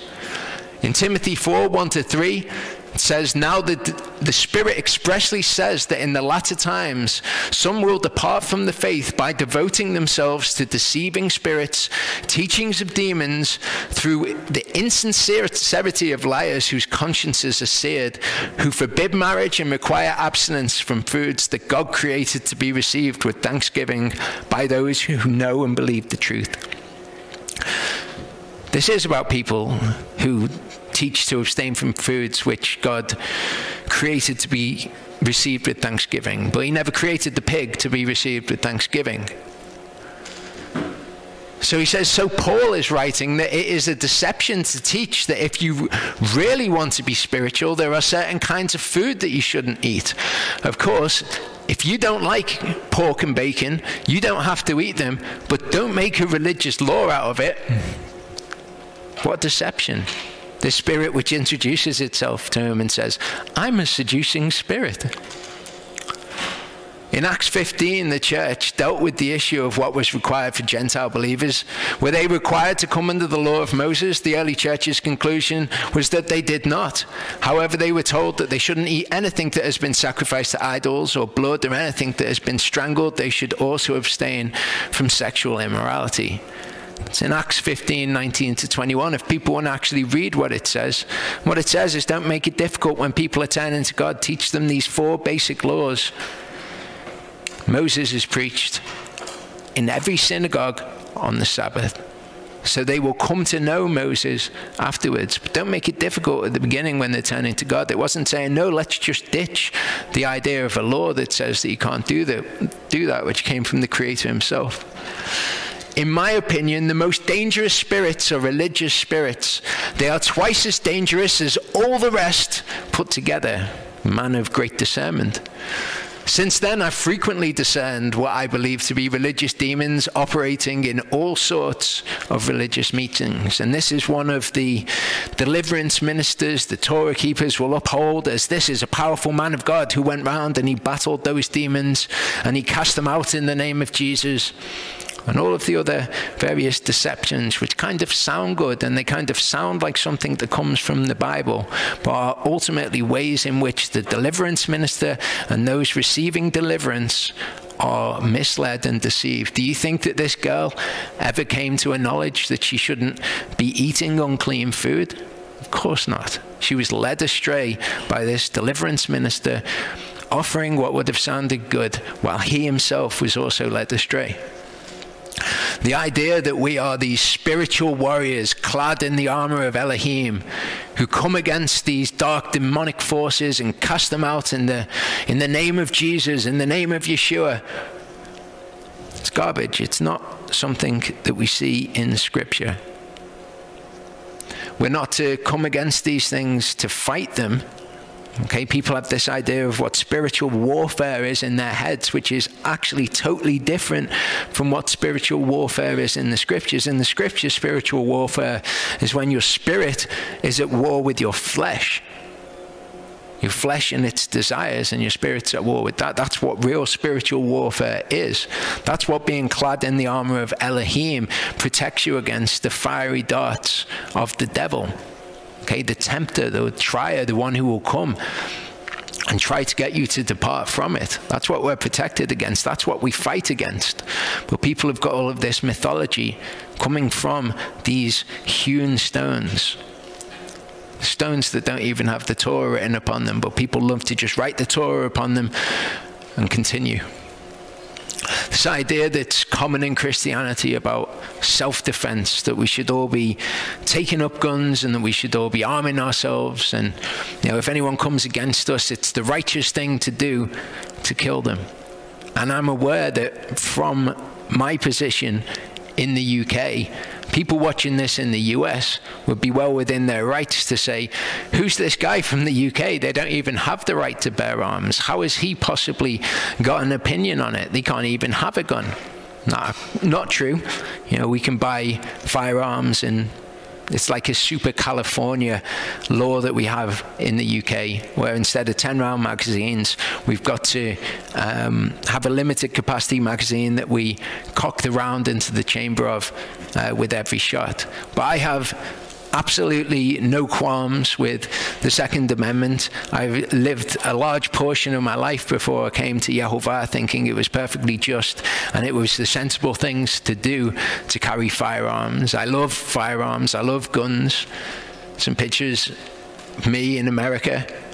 Okay, one of the major things that I wanted to do when I went to America was to shoot guns. I love them. I think they're great. I think the people should have guns. What I don't think people should do is kill people. But this is a foreign god. This is a seductive spirit that deceives people that it's okay to kill people, because that's self-defense. And in fact, the Scriptures have got a lot to say about self-defense. Yeshua told everyone to go out and buy a sword, didn't he? He said, if you haven't got a sword, go and buy one. He also said, but I say to you who are hearing, love your enemies, do good to those hating you, bless those cursing you, and pray for those insulting you. And to him who hits you on the one cheek, offer the other also. And from him who takes away your outer garment, do not withhold the inner garment either. Don't resist.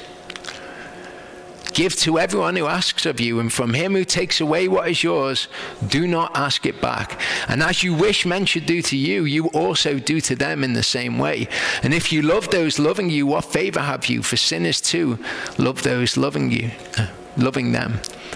And if you do good to those doing good to you, what favor have you? For even sinners do the same. But when someone comes and they're acting in a hateful way, or they're threatening you, and you do good to them, That is favor with Elohim. If you lend from those from whom you expect to receive back, what favor have you? For even sinners lend to sinners to receive as much back. Rather, love your enemies and do good and lend, expecting none in return, and your reward shall be great. You shall be sons of the Most High, because he's kind to the thankless and the wicked ones. Be like him, be compassionate. Therefore, be compassionate as your Father also is compassionate. And what people tend to do is they call into their mind all of these situations in which it would be to them unrighteous for them to not defend themselves or to not resist if somebody is trying to steal something from them.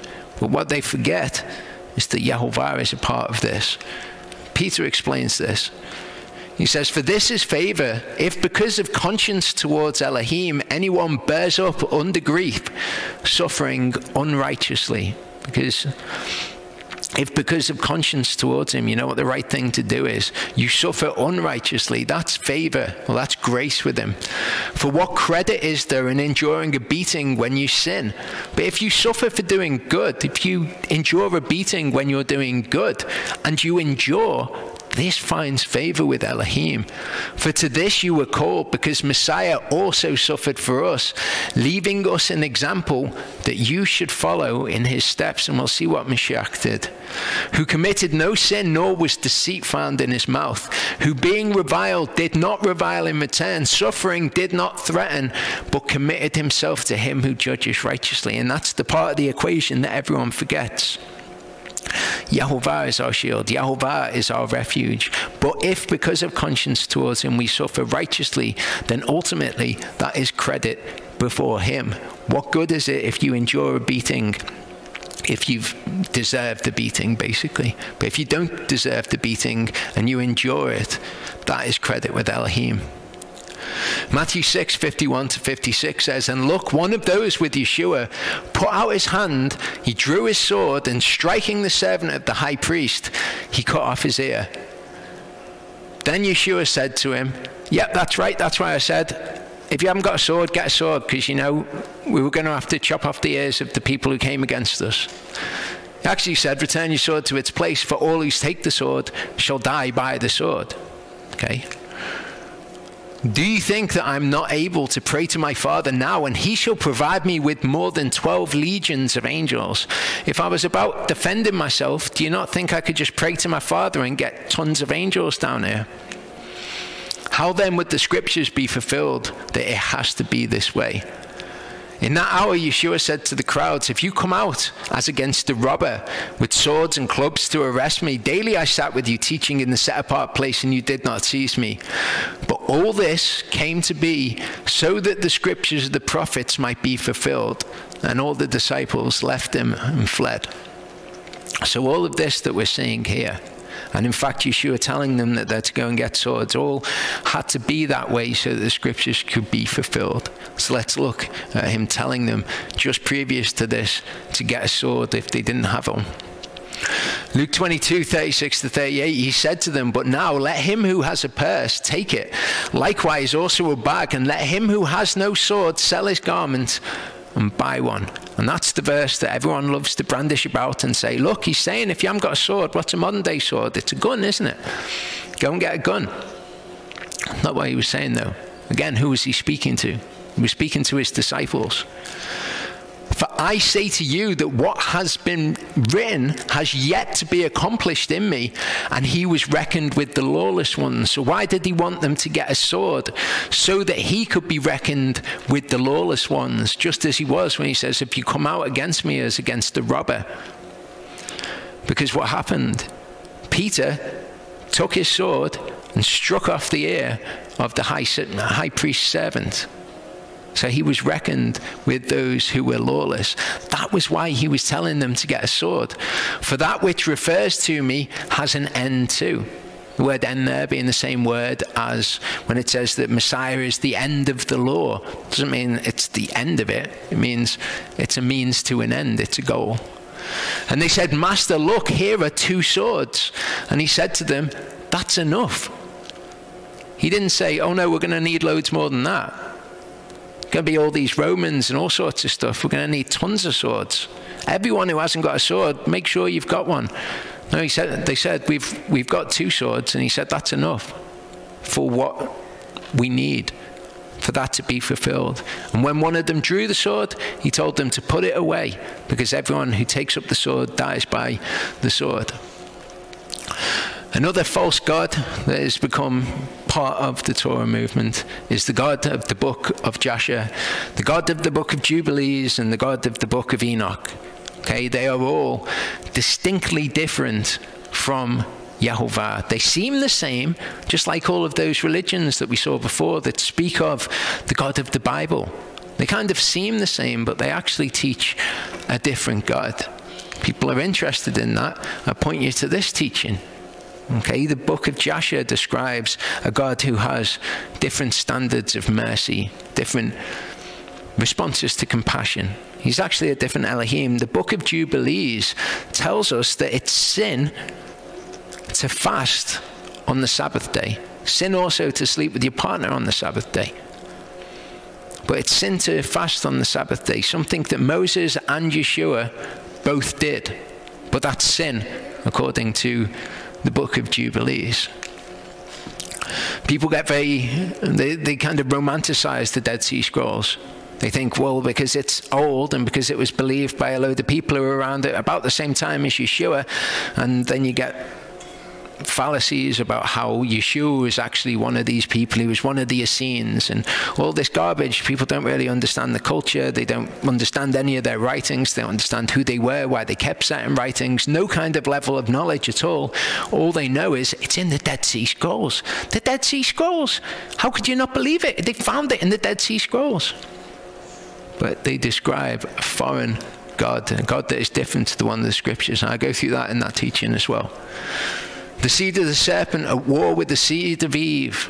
Okay, it's not talking about you are of your father the devil.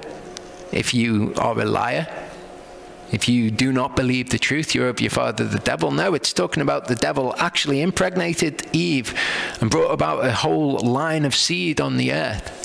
Okay, the Chronicles of the Nephilim and all of these sorts of beliefs are beliefs about this foreign God that you'll learn about in Jasher and Jubilees, particularly with the Nephilim, the book of Enoch. Now, I would recommend going and watching this, but I've actually cut this up into the various arguments that people believe, which I covered during the teaching, and I'm going to be putting up the arguments on the channel, like over the coming weeks or months or however long it takes to put them all up. So maybe that would be an easier way to digest it. But people need to divest themselves of these foreign entities.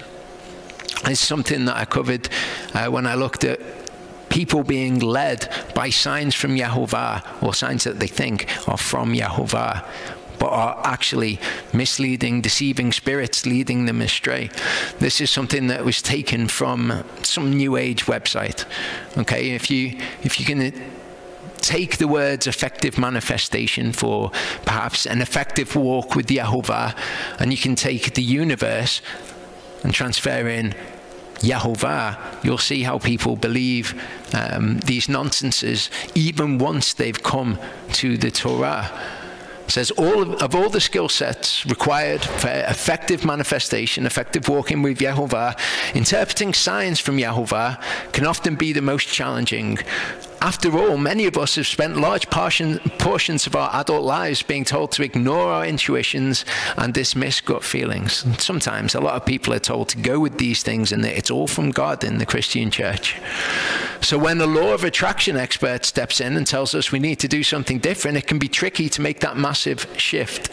However, as you align with your manifestation goal, as you align with your walk with Yehovah, Yehovah will start to give you guidance on the road to your destination, and you're more likely to be successful if you can learn to speak Yehovah's language. You can learn to discern from the things that you see that have significance or mean something to you, and you can take that and you can say, wow, actually I was just thinking about that, and then I saw this thing, and maybe that's Yehovah saying I need to do this or I need to do that. And people get led astray by it. Again, this is a foreign entity. Okay, it is a spiritual entity. These things are spiritually apprehended. They happen on a spiritual level, but that doesn't mean that they're from Yahovah. So if people have anything like that in their lives, or they think that sounds familiar with the way that I engage with Yahovah, or the way that I engage with life, I direct you to this, so that you can again divest yourself from those foreign gods.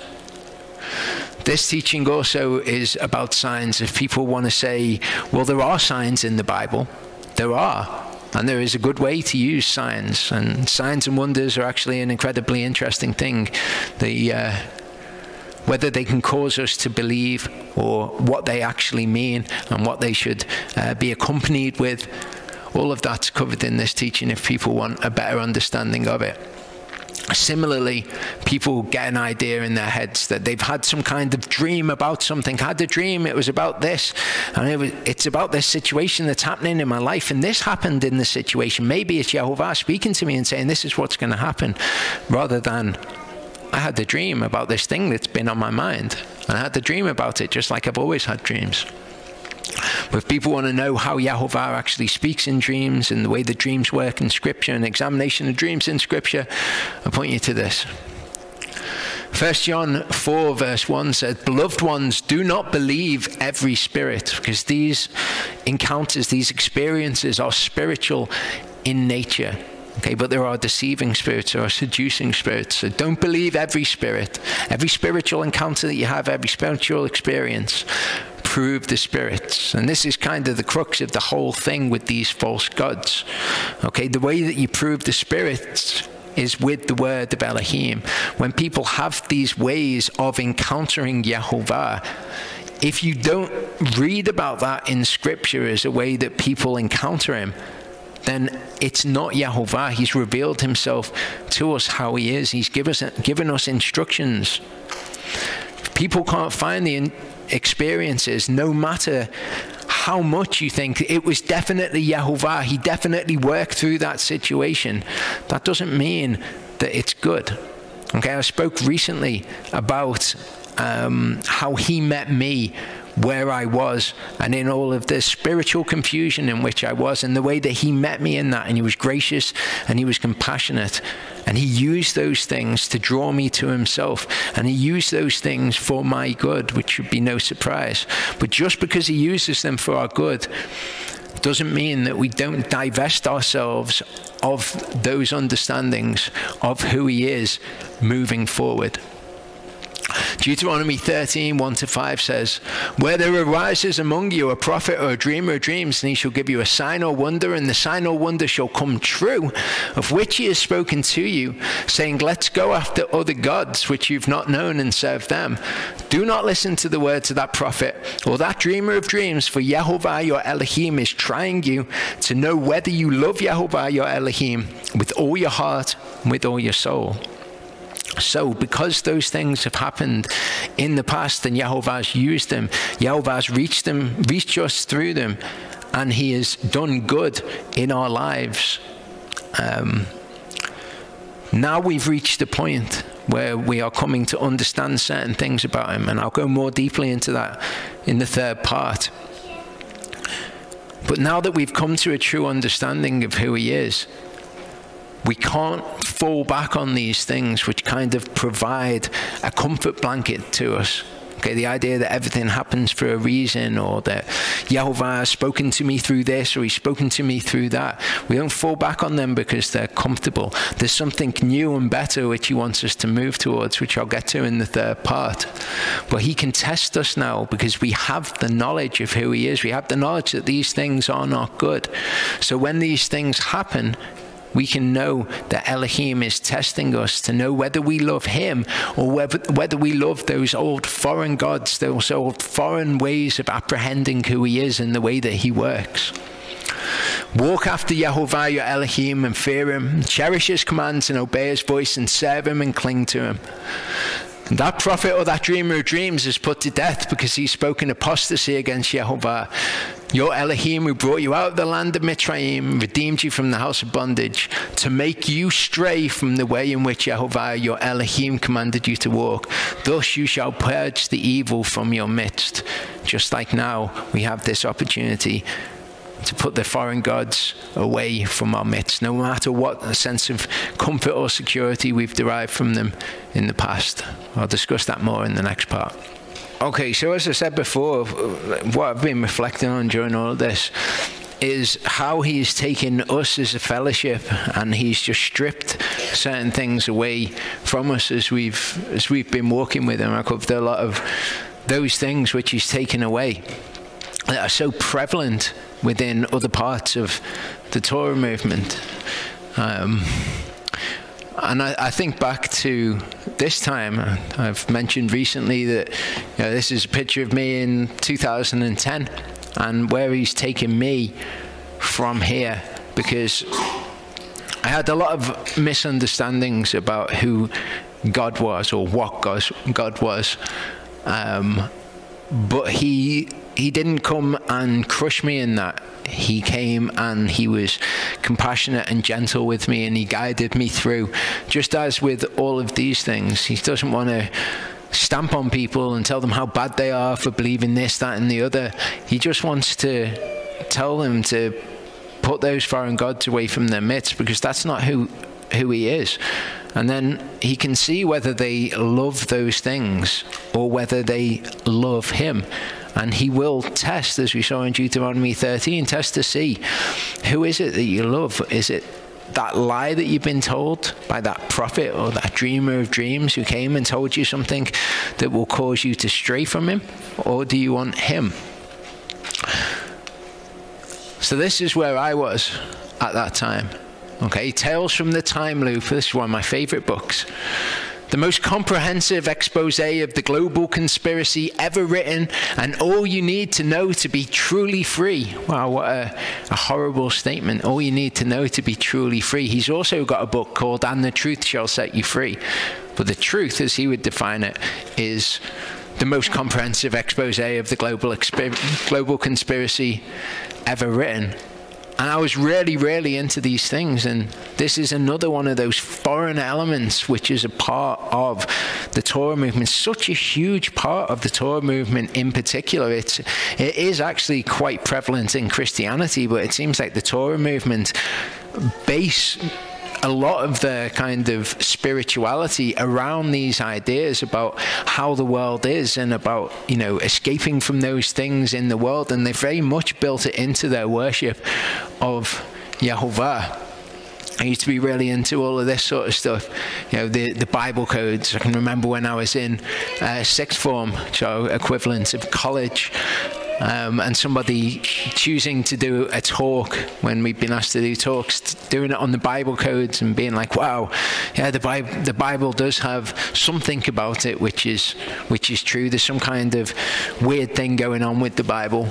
But people love all of this sort of thing, and what it actually is it is the occult. And not just kind of, you throw that phrase around and say, oh, that's a cult, or this is a cult. The word occult means that which is hidden. Okay, and the Bible code is an example of that which is hidden. All of these conspiracy theories or ideas about that which is hidden, and it's all a fascination with the occult in a really real way, and lumping that in, all of that darkness, into our beliefs about who Yehovah is another foreign element that he just says, I want you to just leave that behind. You don't need any of that anymore.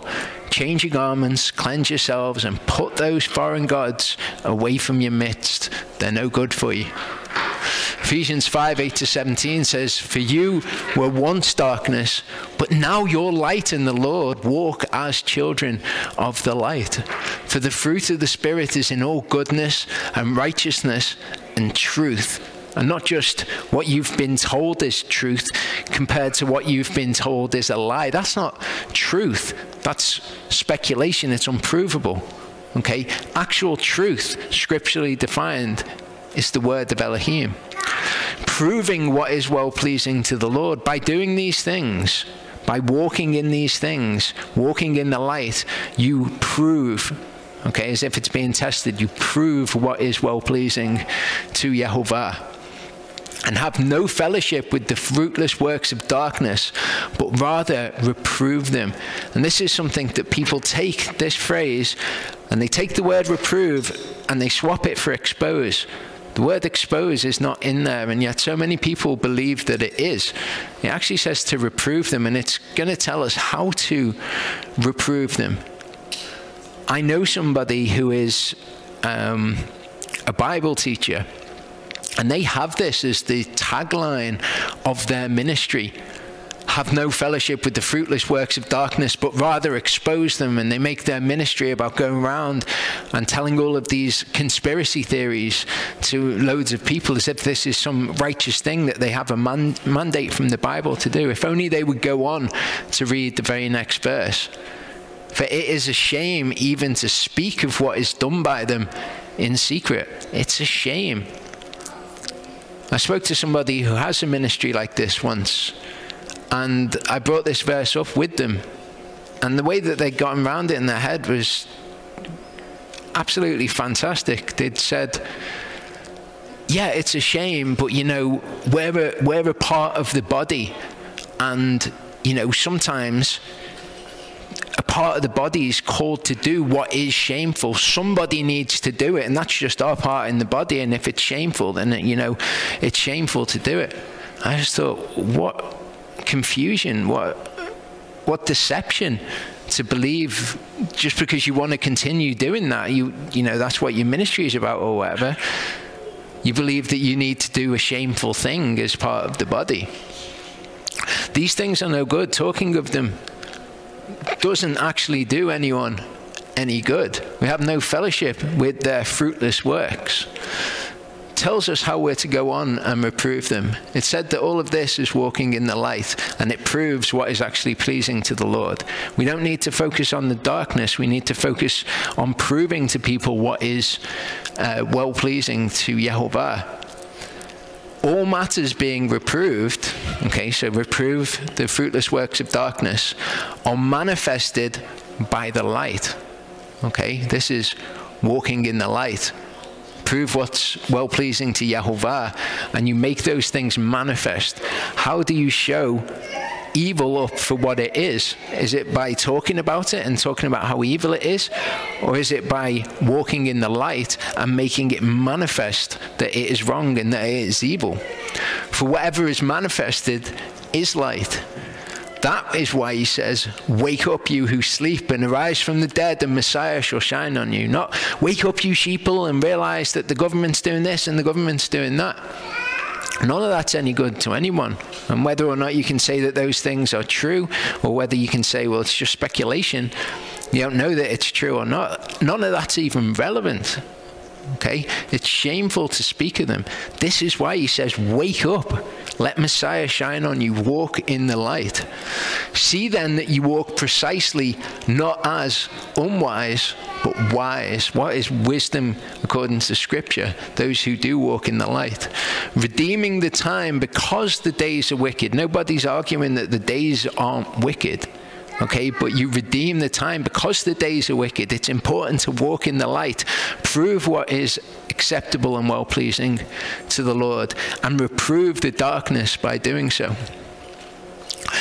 Again, I direct people to watch this video. If people are watching it thinking, oh, that, you know, it's really important that we talk about these things. It's really important that we expose these things. And in telling people about these things, I've made loads of people come to the Lord. Okay, all that shows is that Yehovah uses everything for good, for the good of those who love him and are called according to his purpose. It doesn't mean that it's a good thing to do, but if people are confused and this is not something that they've heard before, I direct you to this. This is a great example of how he's taken us, and he's just brushed all these things off us as we've gone along so that we're more pleasing to him. I spoke in Torah Push in Noach about me receiving guidance from the I Ching, and I was using it to try and divine what is righteous, what is the right way to act, which is not the way that divination is commonly used, but it's how I was using it. And like I said, Yehovah met me where I was. And he was gracious and he was compassionate. But there was a time when the I Ching told me to stop doing my insulin. And I talked about this then. And I had the idea from this that I would stop doing my insulin in faith and that I would be healed of my diabetes.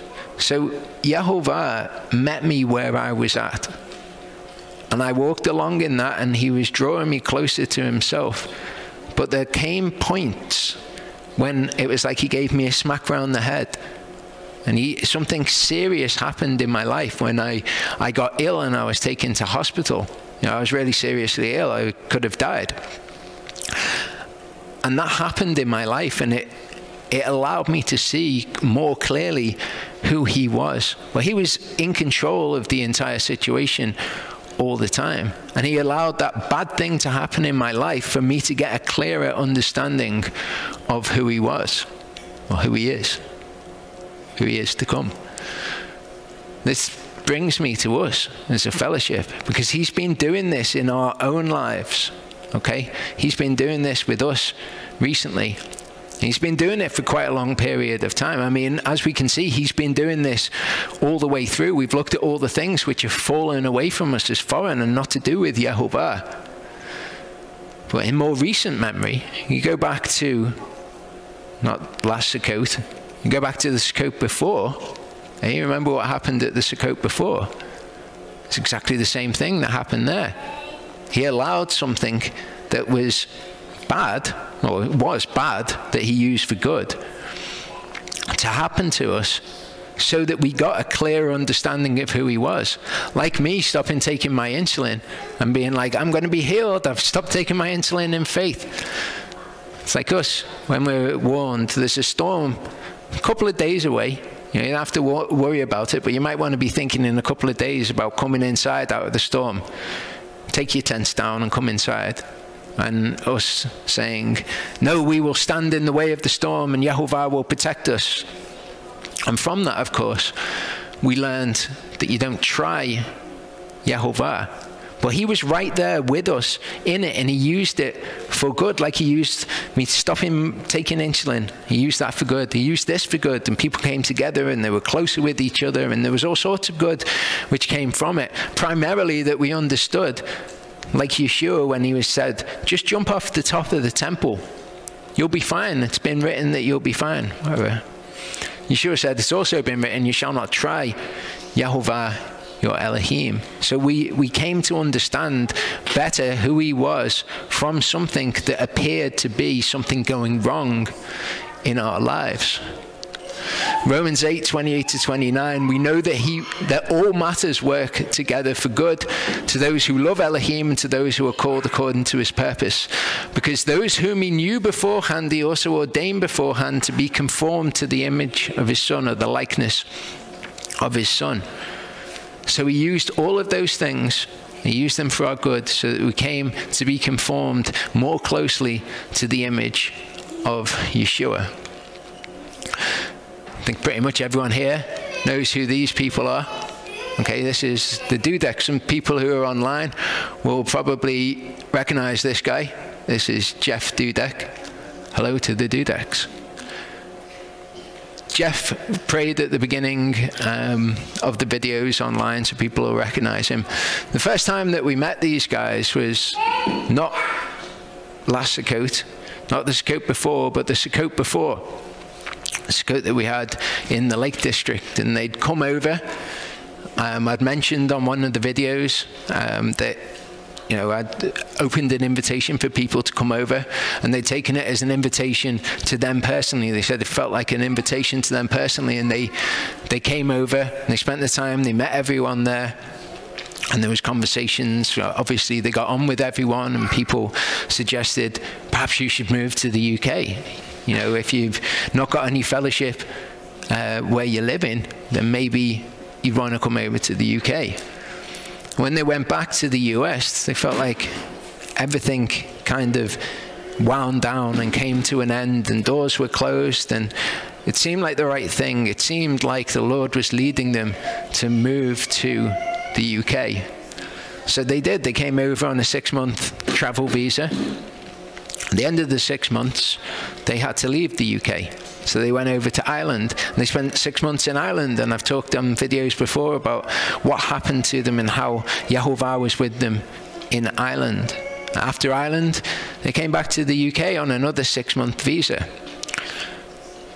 All the while, what they were expecting to happen when they were here is that Yehovah would reveal the next stage. You know, he closed all the doors in the US. They'd come over here. They were expecting, well, there'll be something that happens while we're over here.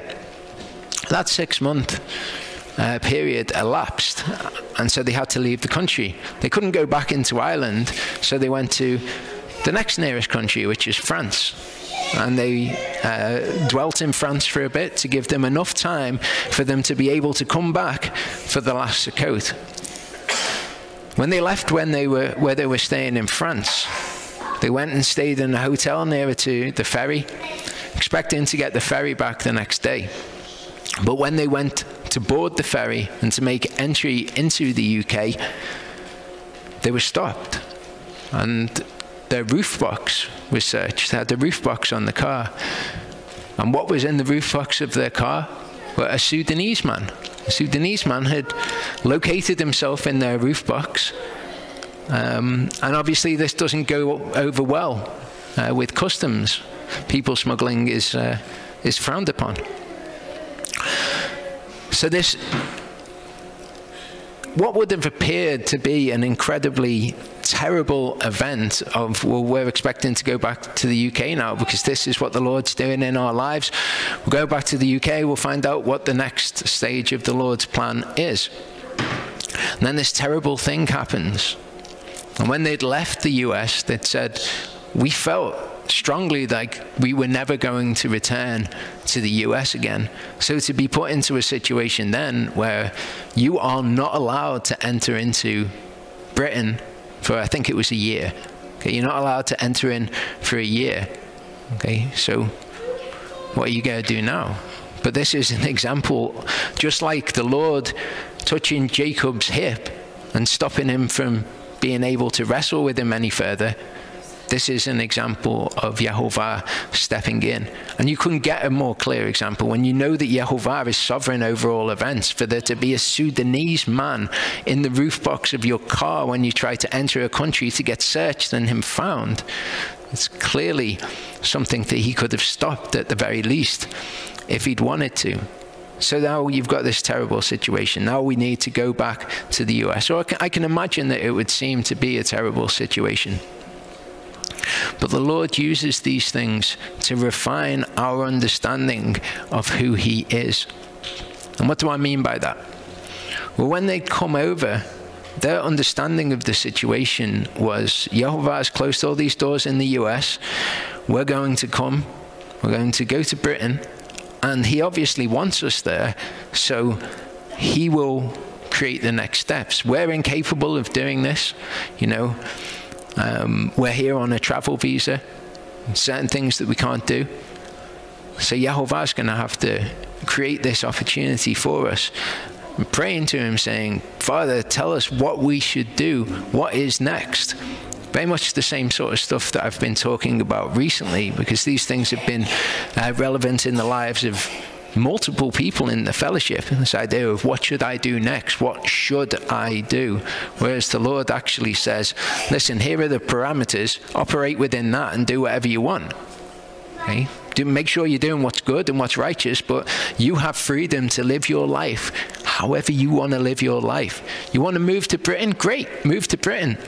I remember speaking to Jeff one time, who stood here at the front, and I'd said to him, listen, the Lord's not just going to create this situation for you. He's not just going to work supernaturally and say, this is what's next, and you know, you need to do this, or Jeff, I've got you a job. If you want to come to the UK, the way that you would enter the UK, you'd look, and how do I get a visa to enter into the UK?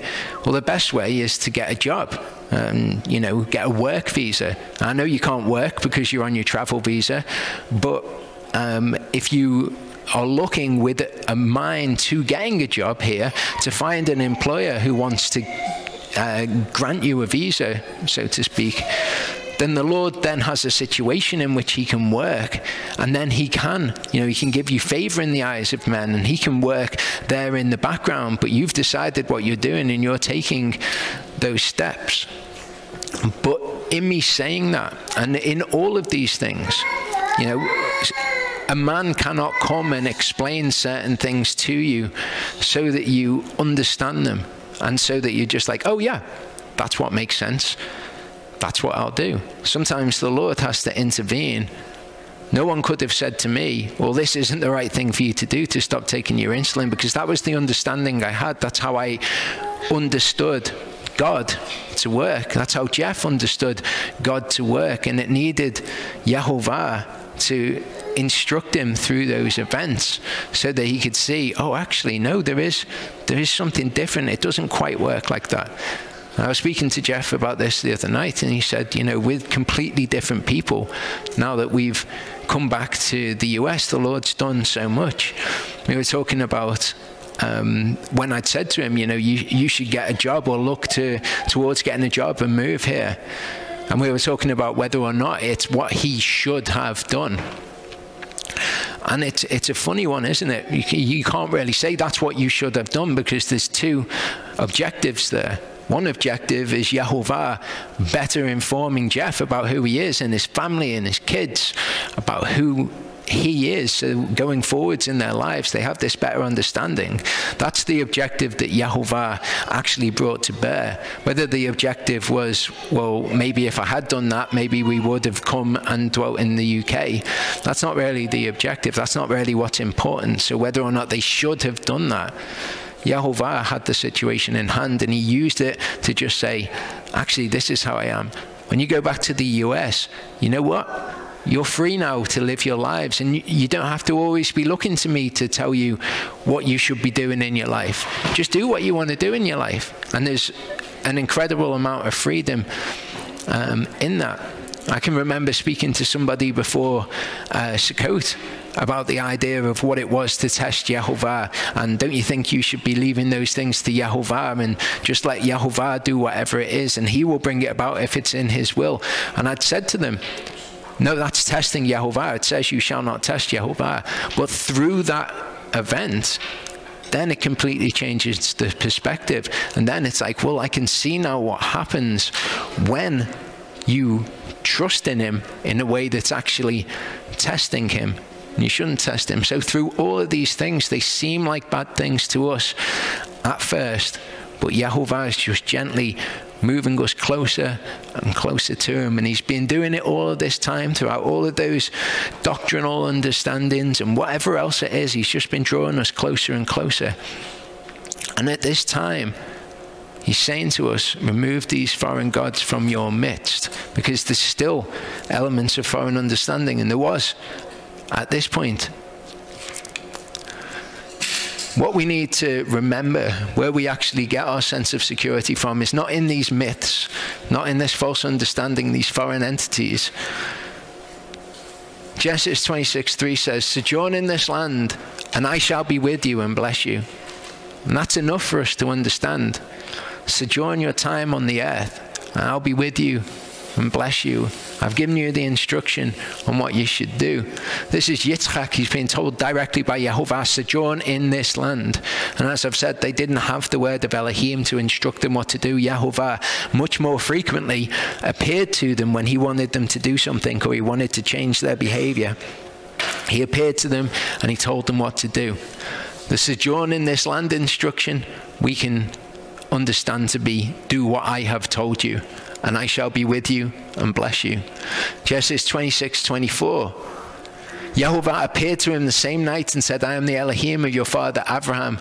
Do not fear, for I am with you and shall bless you. And if we can just take those foreign understandings of who he is, take them from our mind, and instead we can understand this, that we don't need to be asking him, what's the next step or what we should do with our lives. All we need to understand is, do my instructions, do not fear, I am with you.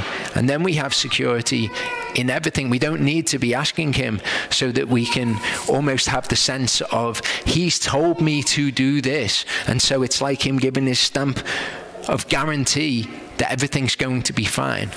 Okay, we don't need that. All we need to do is to comprehend this. And see, I am with you and shall keep you wherever you go. Okay, not you need to know where to go next or any of those things. Just, I'm with you and I'll shamar you, I'll guard you and protect you wherever you go. Exodus 3:11-12, Moshe said to Elohim, who am I that I should go to Pharaoh and that I should bring the children of Israel out of Mitzrayim? Okay, he's told him what he wants him to do. And we can be in this situation as well. When we see what he requires of us in his word, we can be like, who am I that I'm going to be able to do this? I'm fearful of this situation. I'm fearful of doing what you've told me to do. But it's enough for us to come to trust him in knowing that his answer is, because I am with you. Who am I that I should go to Pharaoh? Because I'm with you. Who am I that I can go to my boss and say that I can't work on Shabbat? Because I'm with you. Very similar to Judges 6. Gideon said to him, O Yehovah, with what do I save Israel? See, my clan is the weakest in Manasseh, and I am the least in my father's house. And Yehovah said to him, because I'm with you, you shall smite the Midians as one man. So that's all the reassurance that we need from Yehovah if we truly believe in him, if we truly trust his word. Because I'm with you is enough. Isaiah 43:1-2.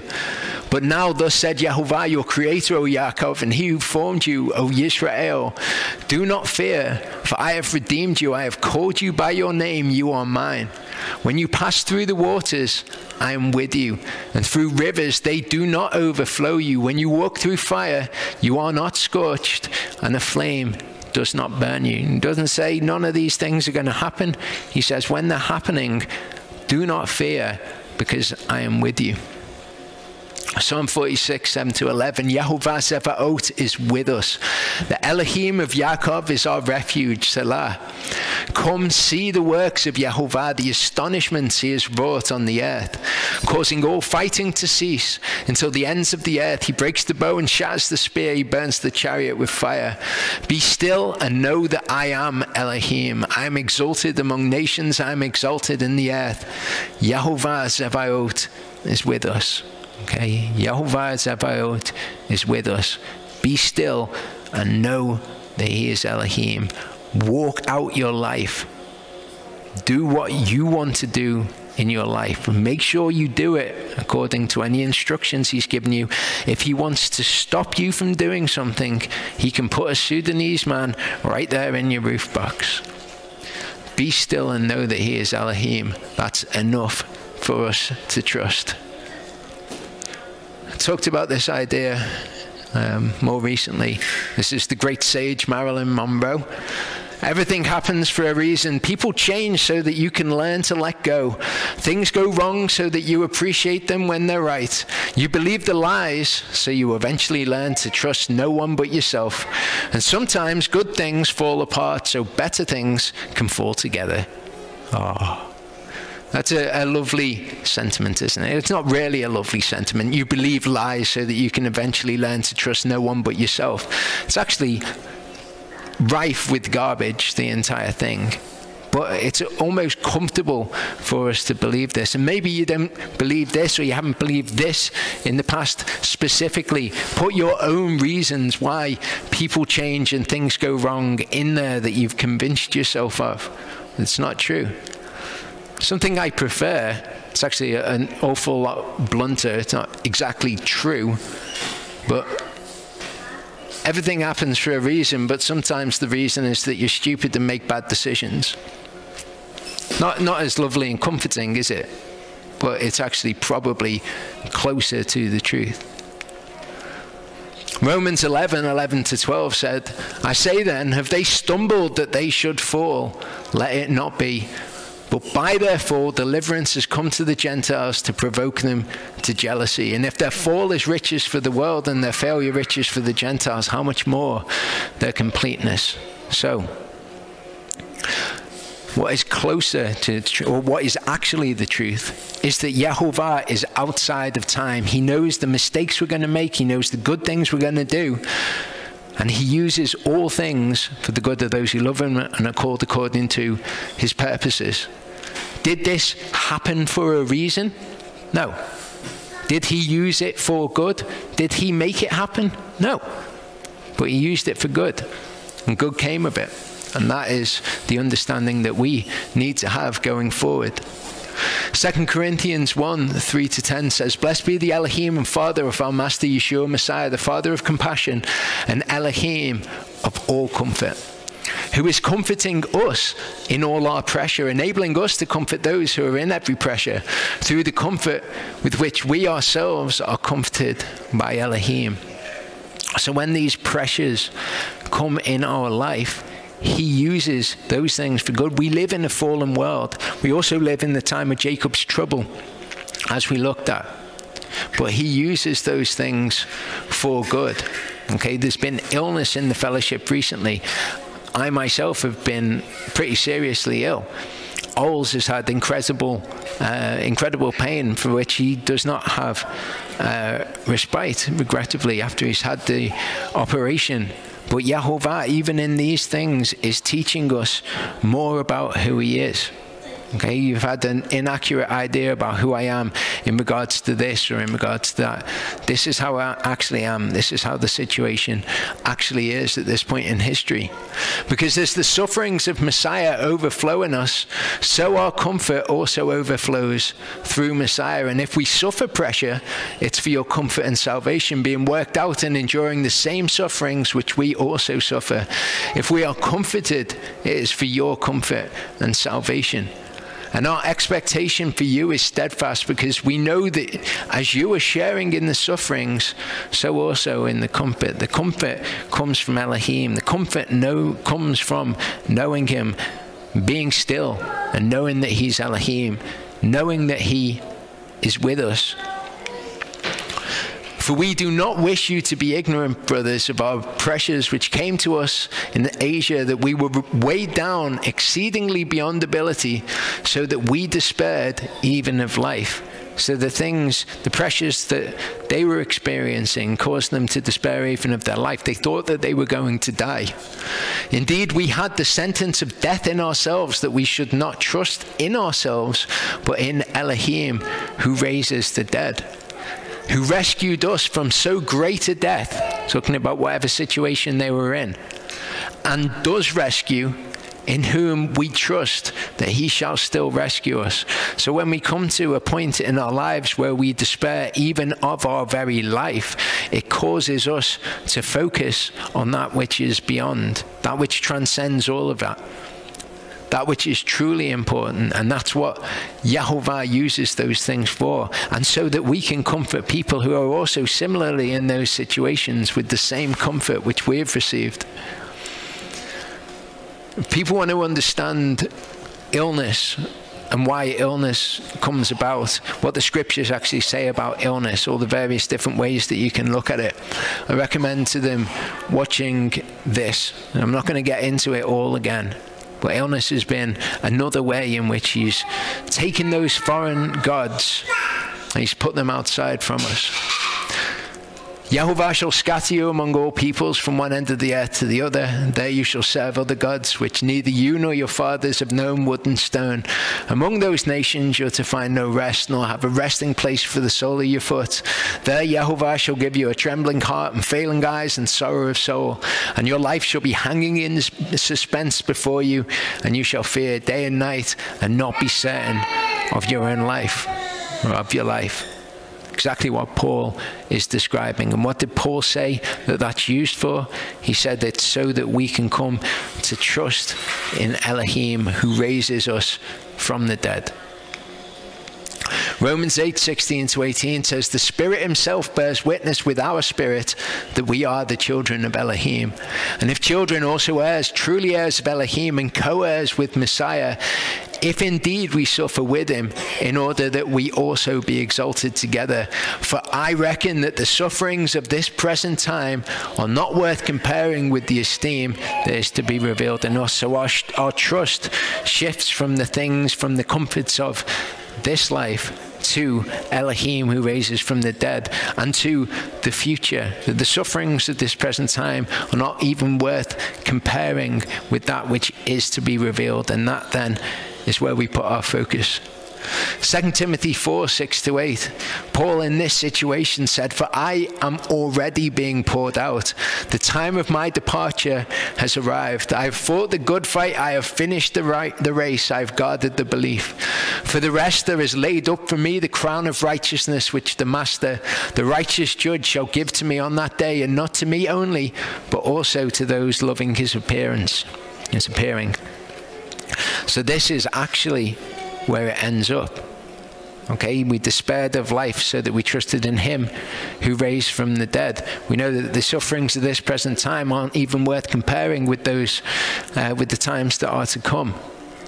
And this is where your focus ends up. I've fought the good fight, I've finished the race, I've guarded the belief, because they become the only things which are worthy of contemplation. When you actually understand how it's all going to transpire in the future, and how the things of this world are not things that you can put your trust in, this is where you end up. I've fought the good fight, finished the race, I've guarded the belief. For the rest there's laid up for me the crown of righteousness, which the Master, the righteous judge, shall give to me on that day, and not to me only, but also to all those loving his appearing. And Yahovah therefore achieves us desiring righteousness also through those things. Matthew 10:28-33 says, "And do not fear those who kill the body but are unable to kill the soul. Rather fear him who is able to destroy both soul and body in Gehenna." Don't fear that in this life which is able to kill you. Rather fear him who is able to kill not only you but your soul in the lake of fire. Are not 2 sparrows sold for a copper coin? Not one of them falls to the ground without your Father. He's involved in it all. He brings life and he brings death. He has numbered our days. Even the hairs of your head are all numbered. So do not fear, you are worth more than many sparrows. Everyone therefore who shall confess me before men, him I shall also confess before my Father who is in the heavens. But whoever shall deny me before men, him I shall also deny before my Father who is in the heavens. So again, this is where your focus goes. Okay, I'm not concerned with the health of my body if it's taken from me. I'm concerned with what's going to happen after that. I'm concerned that I finish the race. The Torah portion continues and says, "And let us arise and go to Beit El, and let me make there an altar to El, who answered me in the day of my distress, and has been with me in the way which I have gone." So they gave Yaakov all the foreign gods which were in their hands, and all the earrings which were in their ears, and Yaakov hid them under the terebinth tree which was near Shechem. And they departed, and the fear of Elohim was upon the cities that were all around them, and they did not pursue the sons of Yaakov.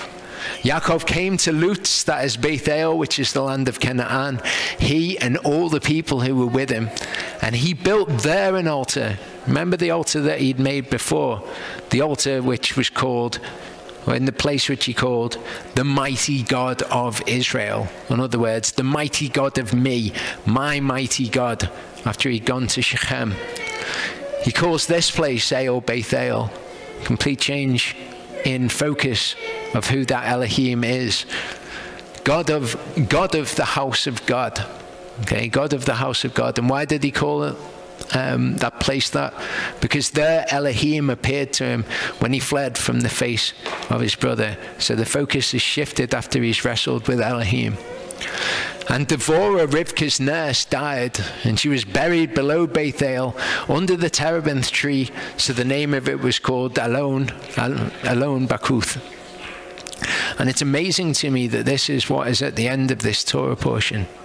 Okay, we've got Devorah, Rivka's nurse, it says in the English translation. If we want to identify this concept, and we want to see it in the New Testament, what we can do is we can go to the Septuagint version and see the Greek word which is used there.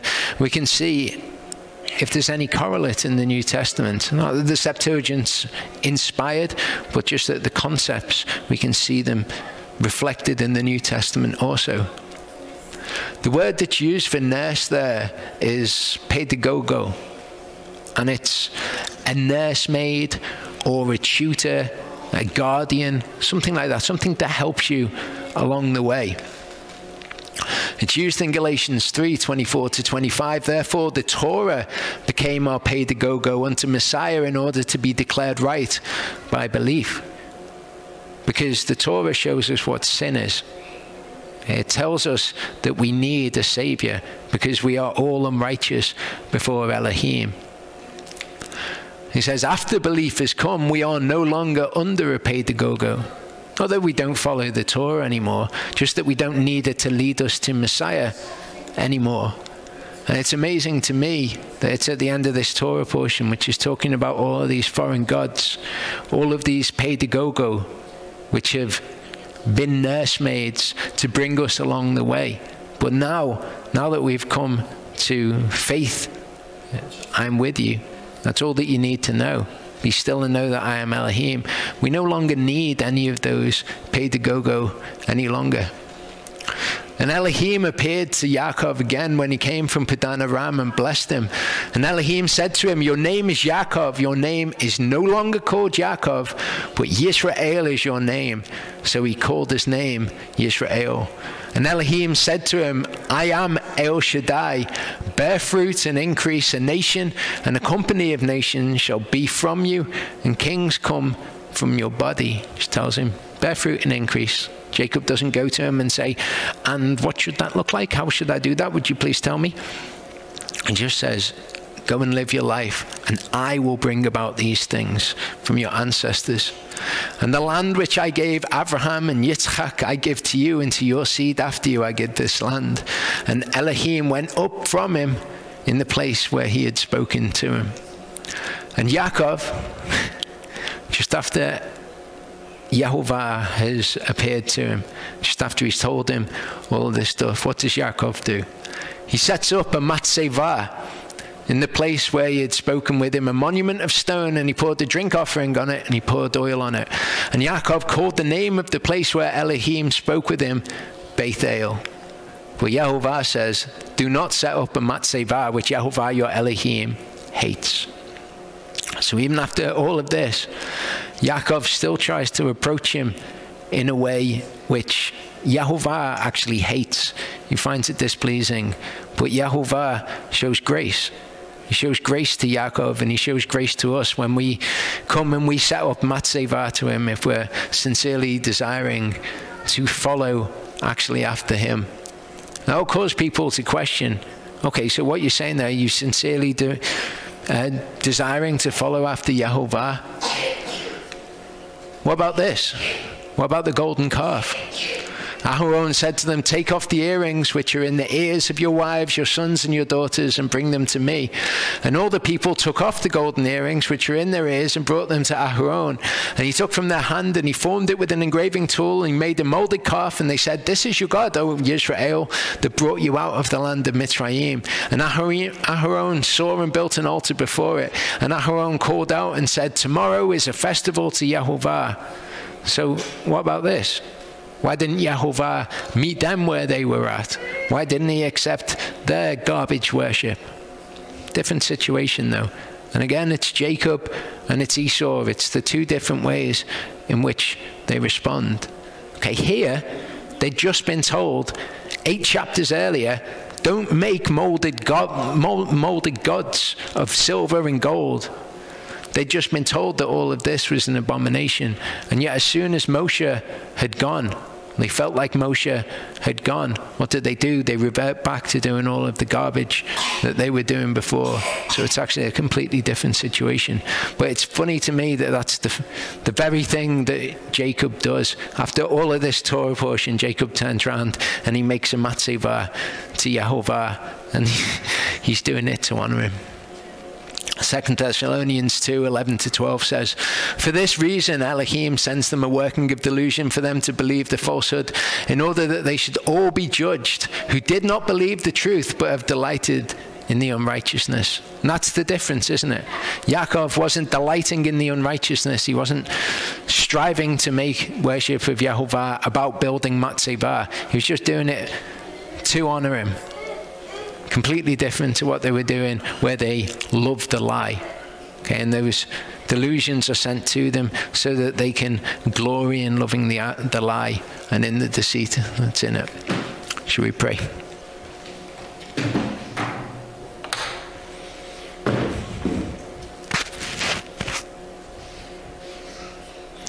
Father, I thank you for your great mercy and your great compassion. Thank you for how you've dealt with me through my life. I thank you that you're gracious in bringing us to know who you are and in correcting our faults. I thank you that we are willing to be corrected, and I ask you, Father, that you would continue to correct us, but also that you'd continue to be gentle with us, to see that we desire to follow you, our desire to be more like you, to be more like your Son. I pray, Father, for the Dudeks, that you'd be with them as you've been with them throughout all of this period, and you've shown them that even when they were confused, that you were right there with them. I pray, Father, that you would continue and that you would help them to build a life in America. That you would, if it be their desire, that you would bring them back. I thank you for their presence here. Thank you that we got to spend the time with them that we did. Thank you that you've made them a part of your body. I just pray and ask you to continue to guide their steps as they take them. I ask you, Father, that if we still have foreign ideas of who you are, that you continue to show us them, because we don't desire to be comforted by something that isn't you, to take comfort in something that's false. We desire to know you and to walk with you and to be conformed to the image of your Son. Thank you for being involved in our lives. Thank you for everything that you've done here. Amen.